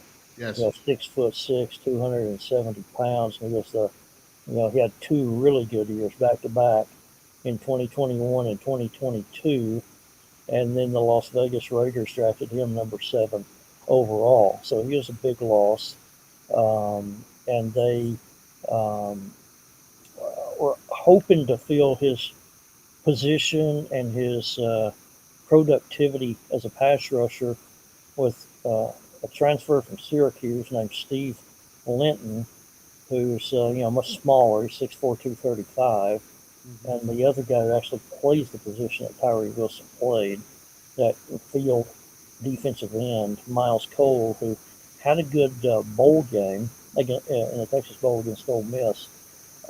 Those guys have been pretty quiet so far, and it's caused some consternation among Texas Tech fans, in particular in the case of Steve Linton, because he's a guy that they really talked up to an extreme degree when he transferred here. He only had 4.5 sacks in 29 career games at Syracuse. The Tech coaches said, well, he played inside. He played a lot of 4 technique, some 3 technique, and even some 2 technique at Syracuse. And they felt like he was playing out of position, and if they put him, out on the edge, that his athletic ability would really reveal that he was a big-time pass rusher. But we haven't really seen that yet, honestly. And part of it's because he's been injured. He suffered a broken thumb in camp, and so he's played with that, kind of wrapped and maybe soft casted and that sort of thing, which obviously inhibits your ability to use your hands the way you want to in rushing the passer and going against tackles and tight ends. But he's been quiet so far. Now Cole kind of broke out last year, Miles Cole kind of broke out last week. He had 2 sacks against Tarleton State. He's a guy who actually looks a lot like Tyree Wilson because he's even bigger than Wilson was. This guy's 6'6" and 285. But again, he's a 6th-year guy, and his track record doesn't show. He's never really been a big-time pass rusher. But they believe with coaching and whatnot, they can kind of develop him in that regard a little more. Well, I'll tell you what's fascinating to me, Don. I see about this roster. It is an older roster to me for sure, but they really are Big 12 size players. I'm not sure I always saw Big 12 players that are for a full team at Texas Tech. I can only go back to Cliff Kingsbury, but it sure seems like Joey McGuire's putting those players in there now. Yeah, and like I say, that was. If you want to know why Texas Tech kind of struggled for the last 10 years, they were okay teams, but they were not in position to compete for any kind of championships. They were, generally around that 6-6 mark, and I say 6-6. Heck, they had a stretch of 5 losing seasons in 6 years where they were more, 5-7, 4-8. And that was really, I think, the reason why was because the talent level just was not there, had dropped off. And again, that's the whole reason. The big reason they hired Joey McGuire is they believe that he can upgrade the talents here, particularly through the Texas high school ranks. And he's made that a point that, yes, he will target recruit in the transfer portal if there's kind of a void at a particular position. But overwhelmingly, he says his recruiting strategy is sign 25 Texas high school football players a year, and he'd be real happy to do that. Man, I bet he would be. I bet you anybody would be, Don. Well, listen, man. Hey, thanks so much. I think I got the good picture. I think you got a great picture for everybody. This team looks for real on film. It looks for real. Tough games. Losing to Wyoming in overtime, and then losing to Oregon when they're leading, I believe, in the fourth quarter. You guys were. So, how do you see it coming out? How do you see it playing out? Last question. I'm one of those guys that I think you probably anytime you go on the road in the Big 12, particularly if you're going to a place like Lubbock or if you're going to a place like Morgantown, it's not easy to win. And I think there's kind of there's surprise down here in Lubbock, among Texas Tech fans when they see the line and Texas Tech favored by 6, going surprised that it's that big. I mean, now granted, a lot of these guys are the same players who were played here last year, and it was 48-10. But I remember on some trips to Morgantown. One of those years was it the last time Texas Tech was there 2 years ago, where they won on the field goal at the end? Yes. Yeah, everybody kicked the field goal at the end to win it 23-20. And so I tend to think it's going to be a close game again. I guess I'll pick Texas Tech, but it's the kind of game where I think it's kind of whichever team plays best, because I don't know that either team has a real decided huge advantage in talent and can just go impose its will on the other. And so I'll take Tech, but I don't see it as a game it's going to be easy for Tech to win. All right. Hey, Don, thank you so much. I appreciate you, man. Are you coming to town this weekend? I am, and very much looking forward to it. I'm a traditionalist who loved the Southwest Conference and loved those regional rivalries, much like West Virginia and Pitt. I'm glad to see West Virginia and Pitt playing again. So I've always kind of been anti take teams from halfway across the country in realignment, but I'll make an exception with West Virginia, because I just love my trips up there and what beautiful country it is, and also all the interactions that I've had with the people in West Virginia have been very positive. They remind me a lot of the people down here. I think the people and the cultures have a whole lot in common. So I'm very looking forward to another trip to Mountain Pushkar Stadium.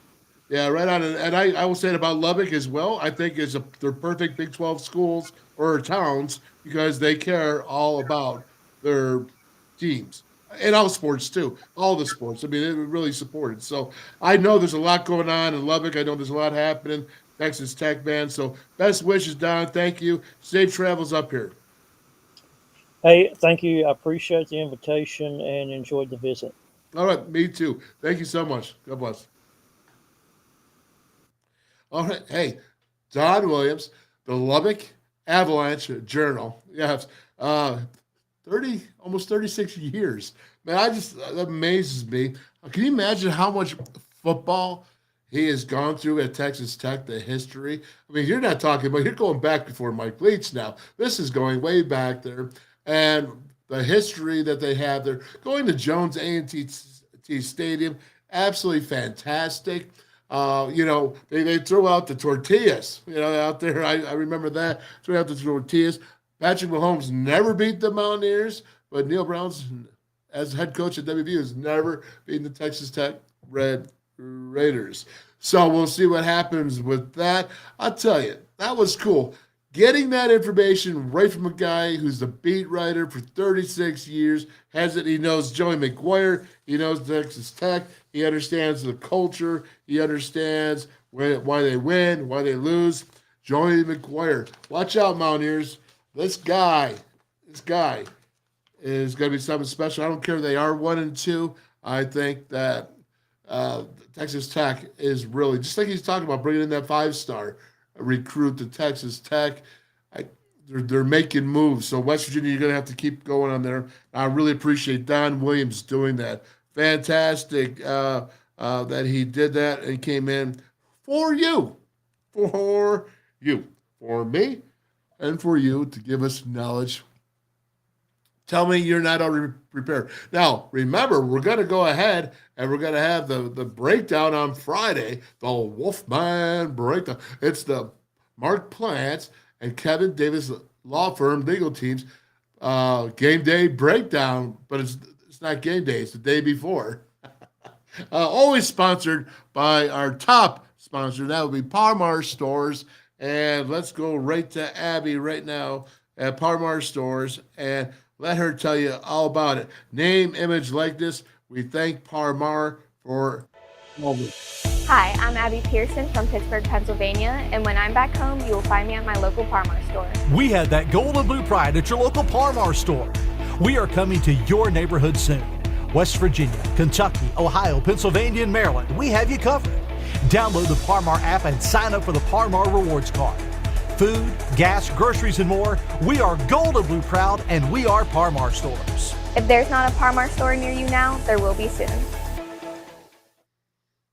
All righty. Well, thank you very much, Abby. And let's go ahead and see if we can't go right back to where we left off with Nicco Marchiol. Now, there's some people talking that Garrett Green is going to go ahead and be the starter this week. Hey, you know what?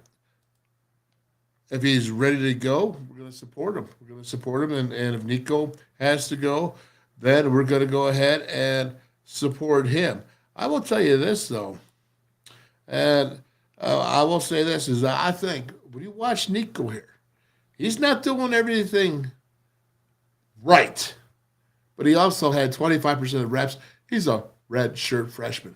But let me tell you something. Let me let you know a secret. What you need to do is you need to look at what he's got. Does he got the brains? Yes. All right. Does he got the footwork? Yes. Does he got the cannon? I mean, yes. Not only a cannon, is it a quick release cannon? And is it a big windup cannon? No, it's a quick release. He's got that intermediate throwing. He stands in the pocket. He stood in the pocket too long. I just showed you a play where he stood in the pocket too long. But he's got to learn. And he had 25% of the reps. And so if Garrett's out there, fine, but Garrett better be 100%. I'll tell you that, because this Texas Tech team gave Oregon, and they probably some think that Texas Tech should have won that game. And how they lost to Wyoming, I don't know, up there in the air up there, Heights, was it overtime? Not sure. But I do know this Texas team, looking at this roster, and I just said it, this roster, I'm going down the line here, and I see senior, 3 letters, senior 2 letters, and I'm seeing senior 3 letters, senior 3 letters, and that was just on the offensive line right there, and another, let's see, senior 3 letters. I mean, it just keeps going on and on. This is the team that beat them 48-10. So you got your hands full there, and I will tell you this, Jordan Leslie, I would say, you know what, I would love to help you, man. Just tell you is that you get your gap integrity going. Get your gap integrity. RPO with Marchiol and gap integrity. And keep playing those special teams like you're doing, because you're doing real, real good. All right, let's jump on it, man. Let's get this after Nicco here. Get it done. What do we got? Where are we at here? Okay, he's going to run up. We'll move on to the next play right here. Let's see what we got.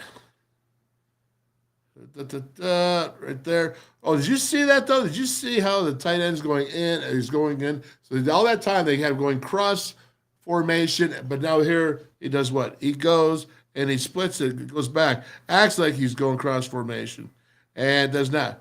And let's look at Zach Frazier right here. When you see this here, you see the left guard, Thomas Remock. Tomas, I love saying that name. Watch Zach. He said they have 14 knockdowns. Oh, there's one of them. There's a knockdown. Good job, Zach Frazier. You see that? Pretty nice. Oh, there you go. You get to watch it. Look at 54. Oh, man, he's just using that. That's all wrestling right there, man. Right there. Good job, ZF. Best center in the nation.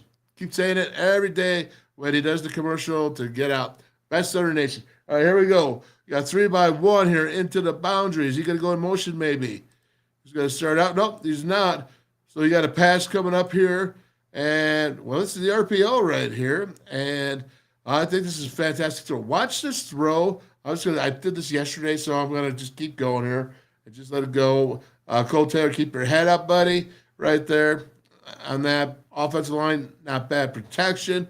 But watch right here. You see with Nicco just firing it off on a thread right there. Yeah, nice job. Nice job. Look at this. Look at the line. RPO. You do it once, you can do it twice, you can do it more than twice. All right? Do that. Make the right decision. Marchiol. RPO. I actually love this right here. Good blocking by everybody.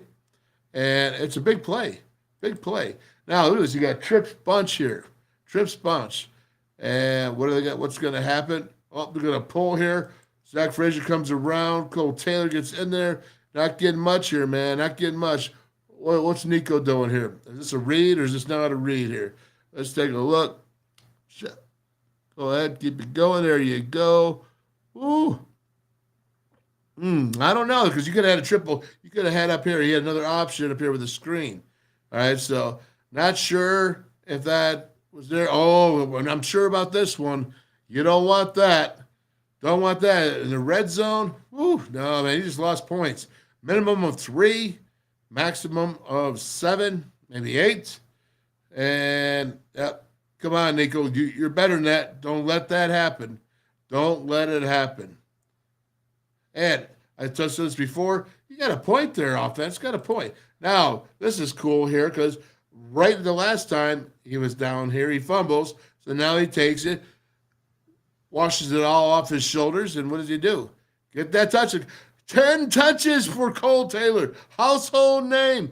I don't care if it's Garrett Green or Nicco. If it's Nicco, even more, though. Let him be his best friend. Let a guy like Cole Taylor help out your young quarterback. Focus on him. Set up plays that are designed to be easy and go to him. Just like we see here. This is not hard. This is just, hey, we're going to run this. We set it up. Because what did he do? All game, and this is what? The second quarter. So all quarter and 10 minutes, he's been doing what? He's been pulling and blocking for the running. And now he doesn't block. He goes out for the pass, and Braham down there, Cortez is making downfield blocking. That's what you need. What right here, Preston Fox, are you blocking down there? Attacking Preston. There you go. Get him. All right, he gets a piece. Maybe it helps a little bit. Maybe you can do a little bit better, Preston Fox. Attack more and know if it's going to go outside, right? Got to feel like you got to meet that defender where the ball is going to be. I see it. I see it as a big deal now. Watching Cole Taylor right there, man, right?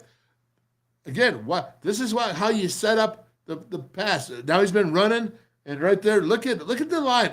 It really looks poetic and graceful right here. Okay, again, now, it's a total setup. He's gone. They're expecting Cole Taylor. That's what I was talking about. It's so beautiful. That's beautiful football. It's poetry, man, in motion, right? Oh, I love it, man. They sucked down because they were expecting to get hit and again just jacked up. Oh, look at this right here. Oh, coming off the ball. Woo! I like this is an offense that came off the ball. Look at Dougie Nestor right there. Look at that. He took a twofer. He took 2 right there. That was pretty sweet. Pretty sweet. There you go. What do we see here? Another handoff. Boy, CJ's just getting warmed up. I don't think he likes Pitt. He's from what, Miami? Florida? I don't think he likes Pitt very much because this is where he seems to kind of really excel. I like the blocking. Look at that, the whole blocking there, pushing. Fire it up, man. Fire it up. Oh, yeah, get in there. Get in there. Excellent.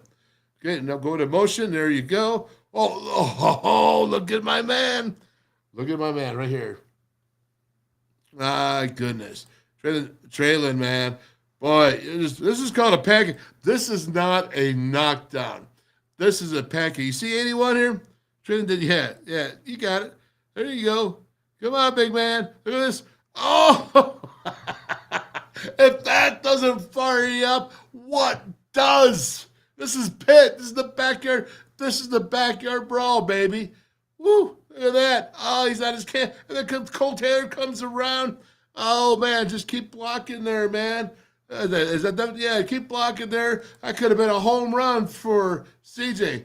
Look at this again. Oh, he does. Number 6. You don't know what the backyard brawl means. Because if you did, you wouldn't be going on your can like that unless, well, maybe Trey Davis, maybe he knows exactly what the backyard brawl is. Yes, I love it. I love when Mountaineers take the Pitt Panthers and dump them right on their can. We'll watch it again because that is that cool. There you go. Look at it.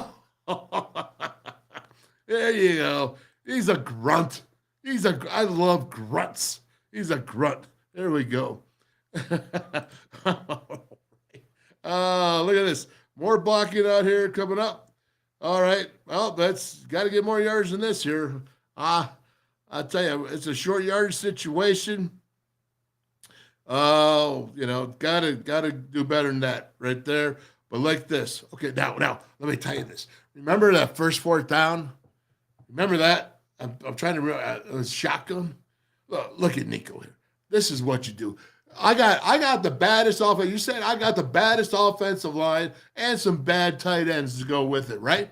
I even got a freshman receiver who thinks he's a bad dude. That's coming to Clement, who thinks he's tough now, right? He thinks he's tough. So everybody thinks they're real tough. Don't go in the shotgun. Get underneath the center quarterback exchange. You got the baddest offensive line. Why would you do it? And you hand it off here. Go. Straight ahead, man. Straight ahead. There you go. How about this, man? The same thing. You got the baddest off. All that is right there was just blocking down. Had nothing to do. Give me straight ahead. Give me power. You got the baddest offensive line. You've been kicking their can all night. And you know what? You need to just go right at it. But you got to get a push. You see that there was no push there. And these guys had a great game. I want to see better. What's this? Oh, now we got 4th and short. What's going to happen here, right? What's going to happen to get Nicco? Go shotgun. No. He's 6'1", 231, right? He's not even going to RPO this baby. He's saying, I'm coming at you because I got Zach Frazier and crew coming straight at me. This is what I'm talking about here. Yeah, give me more of this. There you go. You saw a push there, right? You saw the push. You see the referee right there. I'm going to let it run, but we'll go a little bit slower here. Zach, get down, young bucks. Get down and dirty. That's getting down and dirty right there now. That reminds me back in my day or, years around me, but you see how low they are. Yeah, get lower. Low man wins. First down, baby. All right, coming up there. Oh, all right, so check this out. This is a corner blitz, all right? There's a lot of room right here. I think if there's got to be better communication with the receiver to know this and Nicco to see this. It happens on the move. But watch this right here, all right? He's starting to come in right there. I think Nicco is looking at that picture, but look at number 3, the safety here. Man, these guys got to have some kind of communication here. Just pull down a 5. Just do a 5-yard hitch. That's all you got to do right there, and you'll get positive yards. This is 1st and 10. This is not a situation where you have to get the first down. All right, so I'm saying is I would like it, instead of going way long, recognize it. Settle down. Sit it down. Have some communication there, right? If you can. If you got anything pre-snap, settle down. And something to be worked on. That's what happens when you don't have 25 reps, and then all of a sudden, there you go, sack. All right, I think that's going to happen. Look at it. They're bringing, 6, maybe 7. I can't, 6 anyways. And they brought the corner with it and brought the extra man. You'll see here, 1, 2, 3, 4, 5. Yeah, they brought 6. Okay, so that's meaning that their man over there, and if he could have gotten rid of that ball, I think that would have been a cool read. I think you learned that in time. And, the running back here, taking the outside guy, I would have actually liked to see him take the inside guy because inside, it's a shorter path. So I'm not sure what they're teaching him. When you have 2, I'm taking the inside guy. He's shortest route to the quarterback is the inside. Outside, you got to what? You got to hump it a little bit. Got to do an extra hump. Hump day. There you go. Right out there, and he gets the hump, all right. He gets the hump on Nicco and makes the sack. All right, what do we got here? Oh, I like to doubt. This is a penalty, but watch his footwork. Darn it. Okay, so we're going to show this here. Going to watch what the corner does.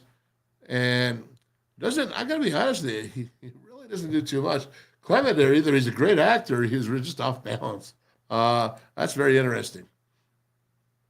Narduzzi. Hey, you know what you love seeing? It's Pat Narduzzi. Mad. Mad. All right? I love seeing him mad because he's usually got just a smirk on his face with a grin. I don't like it. Don't like it. I think he's a good coach, though. All right, again, see the circle? But I like to see him angry. I like to see him, again, I think they got away with one here. But Nicco, what I'm saying is watch him wind up the ball. Watch him throw the ball. What do we got going on here? A run play. Again, did you notice the tight end, TD, right? He's coming out. Again, they were going across formation and motion, right? But then they were also doing what? They were going ahead and coming back with the tight end. So he starts out like he's doing that. It's just misdirection. It's good stuff. I got to give kudos there. Brown, Chad, all that right there. Check it out. So you got the linemen pulling against each other. The left guard is pulling, Big Tomas, and then you got TD there right there pulling. And guess what? Nice job. Nice job. 5 yards. Can't beat it. Can't beat it, man. And I guess we're watching the same play one more time. I was so impressed with that. Look at Doug Nestor making the big holes. Drive down. He's 4 yards downfield. That's something to be noted. Something to be noted. And here you see the play come stretching out. I like this. You know why I like this? Because a lot of times they're really putting in and attacking and keeping 7 guys around the line of scrimmage. And here you see 6 with this cat out here. He's a little bit of tweener, but I see what they're doing with that. But I like this. Go in motion with Cole Taylor going across. Now he's not coming back. You see everybody stretch. So they're stretching it out, right? It's an outside zone, stretching it out. And then what happens underneath? You see the running back cut it up. And at CJ, he cuts it up there. He sees an opening. Look at that. They're all stretched. Now watch the separation. Check it out. Nice and big. Look at Tomas up there. Oh, get more, man. I thought he was going to drill him there. He got to get more of that. But still, you're getting 10 yards, so I'm not going to put a minus on that for a remock. No way. But I want to see it because you could get a minus, or you get 0 or plus, or you could get a plus. And when he goes out there, he could have gotten a plus on hitting on that. Right? So here you go. Check it out. Oh yeah, RPO. Well, Marchiol. Look at that. Check it out. All right. See what he's seeing here. What are you looking at? What are you looking at right here? What are you seeing? All right. You got 1, 2, 3. You got 7 guys right here really trying to play the box. You got trips here into the boundary, right? 1, 2, and 3 trips to the boundary. Okay. And coming up, he sucks it up. He sees it. You saw him do the play the last time. You got Clement there making the catch. I think this young man, I think he thinks he's a stud man. Let's watch it. That is some beautiful. Look at the accuracy. Look at the accuracy. He's tall. He stays in the pocket. He plants his feet. I like his accuracy. I like it. Did you see how fast he threw the ball? How fast? Effortlessly. Did you notice that? It was effortlessly. All right. I'm telling you, he's got big-time quarterback mechanics.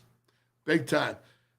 Tell you what, he could go in my foxhole any day. I saw that high school game film. Anyone who can do that? Yeah, I got you. I see. I like the fight. I like it. There you go. Let's get you ready, man, for Texas Tech. Let's get you ready here, Nicco. There you go. You're running up there. You're pointing. Probably don't know what you're doing, but who cares? You're running. You're excited. You're pointing. Let's go. You're directing traffic. A good handoff here, but what could you done? Is that a good handoff? Yeah, that's a good handoff right there. And again, he's coming out. I like it. Good choice. Good decision. I think that's an automatic right there, but that's all right. I like the play call. Again, watch the blocking right here. Nice jab, push out. There you go, Cole Taylor. There you go, CJ, rocking right on through. All right, it's Purdy. Look at TD right there. Nice job, TD. There you go. Oh, I'll tell you what. I really like that run scheme. They were putting 7 in the box, up tight to the line of scrimmage. They were doing the outside zone tight end, pulling all that good stuff right there, man. I totally dug it. I really did. Doing some split zone action. And right there, that's nothing more than a split zone right here. And he's got to get down to the 1 yard line. Fight. Keep fighting, boys. Check this out. All right, Frazier, you see him pointing the mic backer right there. And let's go. Get that push. Get the push. Oh, look at Big Thomas Reebok. Do you see? You see him chopping his, did you see him chop those feet? I want to see him just a little bit lower, a little bit flatter back. Look at our big guy right here, man. So proud of this young man. He's really turned into a fine. Watch the left guard here. Watch this here. Watch him chop. It's coming off. It's full on, man. It's full on. Oh, look at the feet. Move your feet there, young offensive lineman. You see Big Thomas Reebok? You see that? He's moving his feet. Yeah, man. Let's see what goes on here.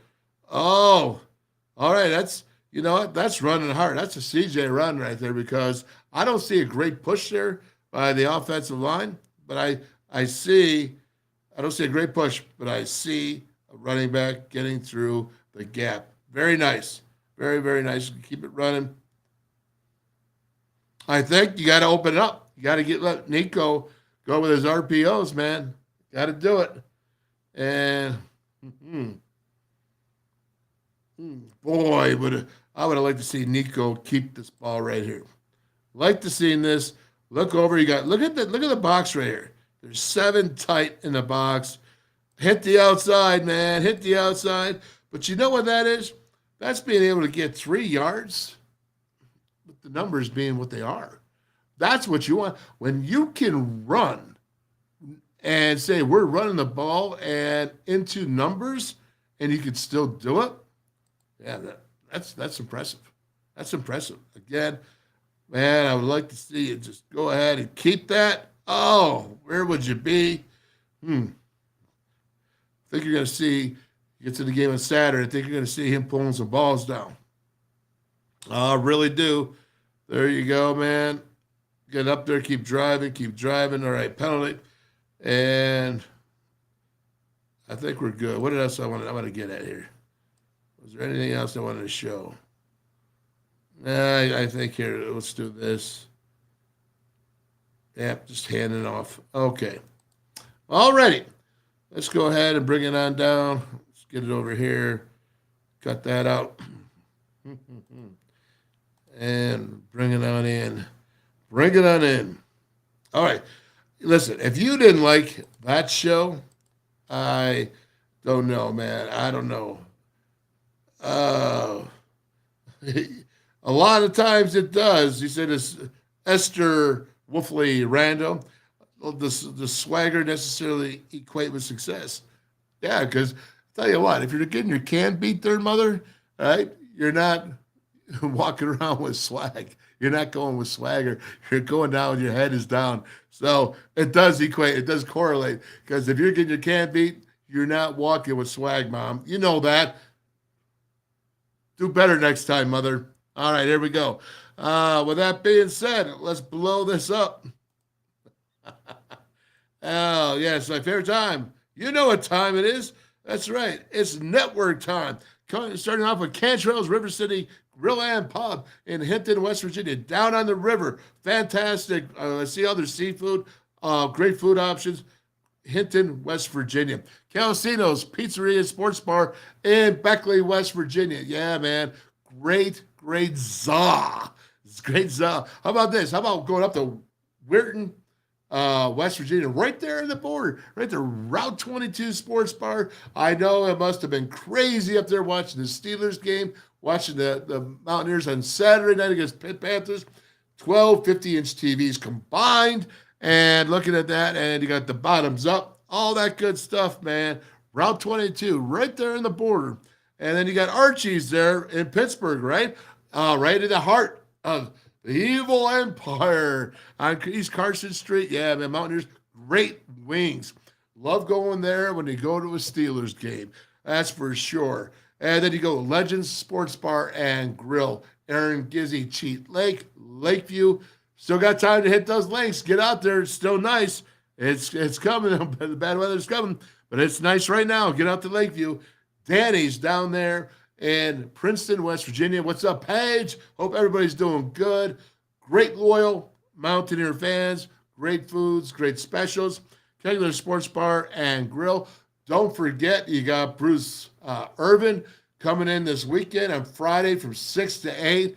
The Dale Sparks collection.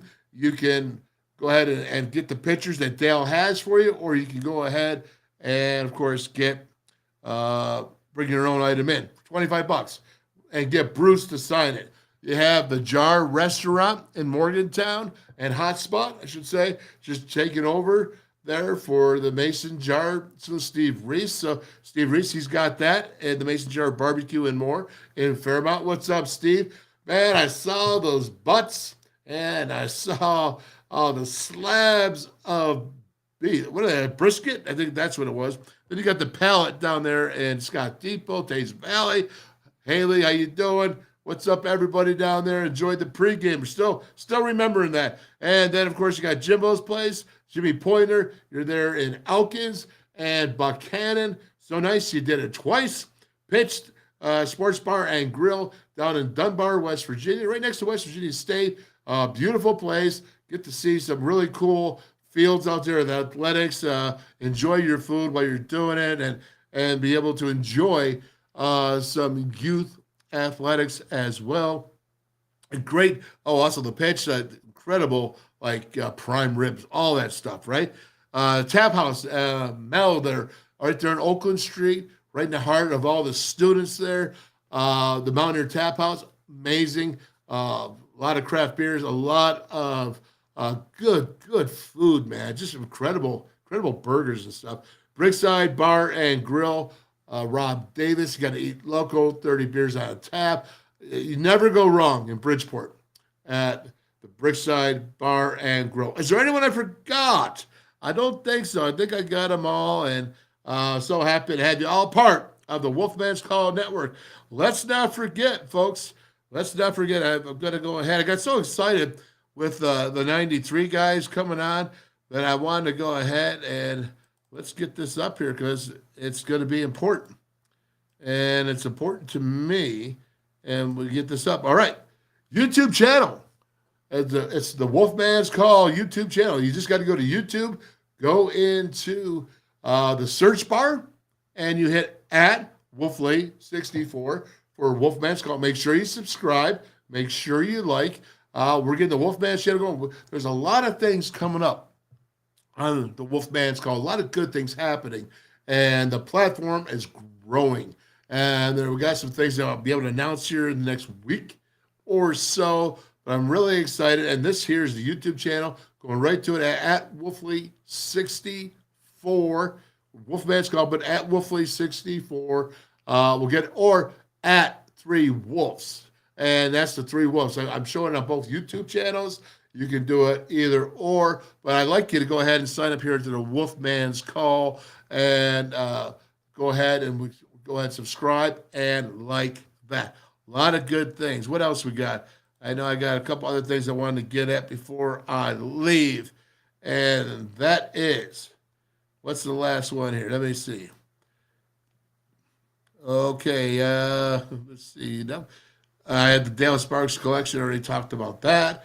Okay, I guess we're just going to go right here to our closing, and that is, the best center in the country. Y'all have a great day. We're going to have some special guests tomorrow. It's Thursday. Tony Altimore is coming on. Yeah, man, we got to love that. You know what he's going to bring here and talking about college and the Pac-12 and all the news that's going on. We'll throw him some good, cool questions and good conversation, and expecting some Mountaineers on there tomorrow as well. And we'll have some more fun. Maybe do a little bit of defensive breakdown there from the pit game. Just show you who's kicking it on D a little bit. And then Friday, of course, at 4 o'clock is the Plants and Davis Legal first line of defense game day breakdown the day before the game. Always sponsored by Parmar Stores, Buzzballs, and Artisan Grange Company, and all these fine people right here. Hi, I'm Zach Frazier from Fairmont. When I'm back home, you'll find me at my local Parmar store. We have that gold and blue pride at your local Parmar store. We are coming to your neighborhood soon. West Virginia, Kentucky, Ohio, Pennsylvania, and Maryland, we have you covered. Download the Parmar app and sign up for the Parmar Rewards Card. Food, gas, groceries, and more, we are gold and blue proud, and we are Parmar stores. If there's not a Parmar store near you now, there will be soon.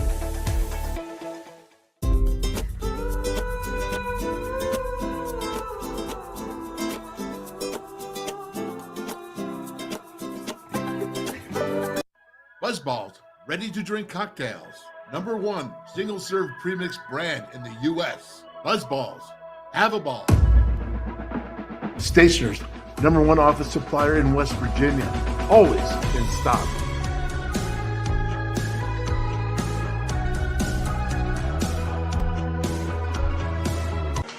All Mini, the anywhere, anytime chargers, powering a connected world. Never buy AA batteries again. Rechargeable 500 times plus. Paul Mini AA USB lithium battery, as easy to charge as your cell phone. Sustainable energy. Stay charged. Go green, save green. Feel the power of Paul. Order now at paulmini.com.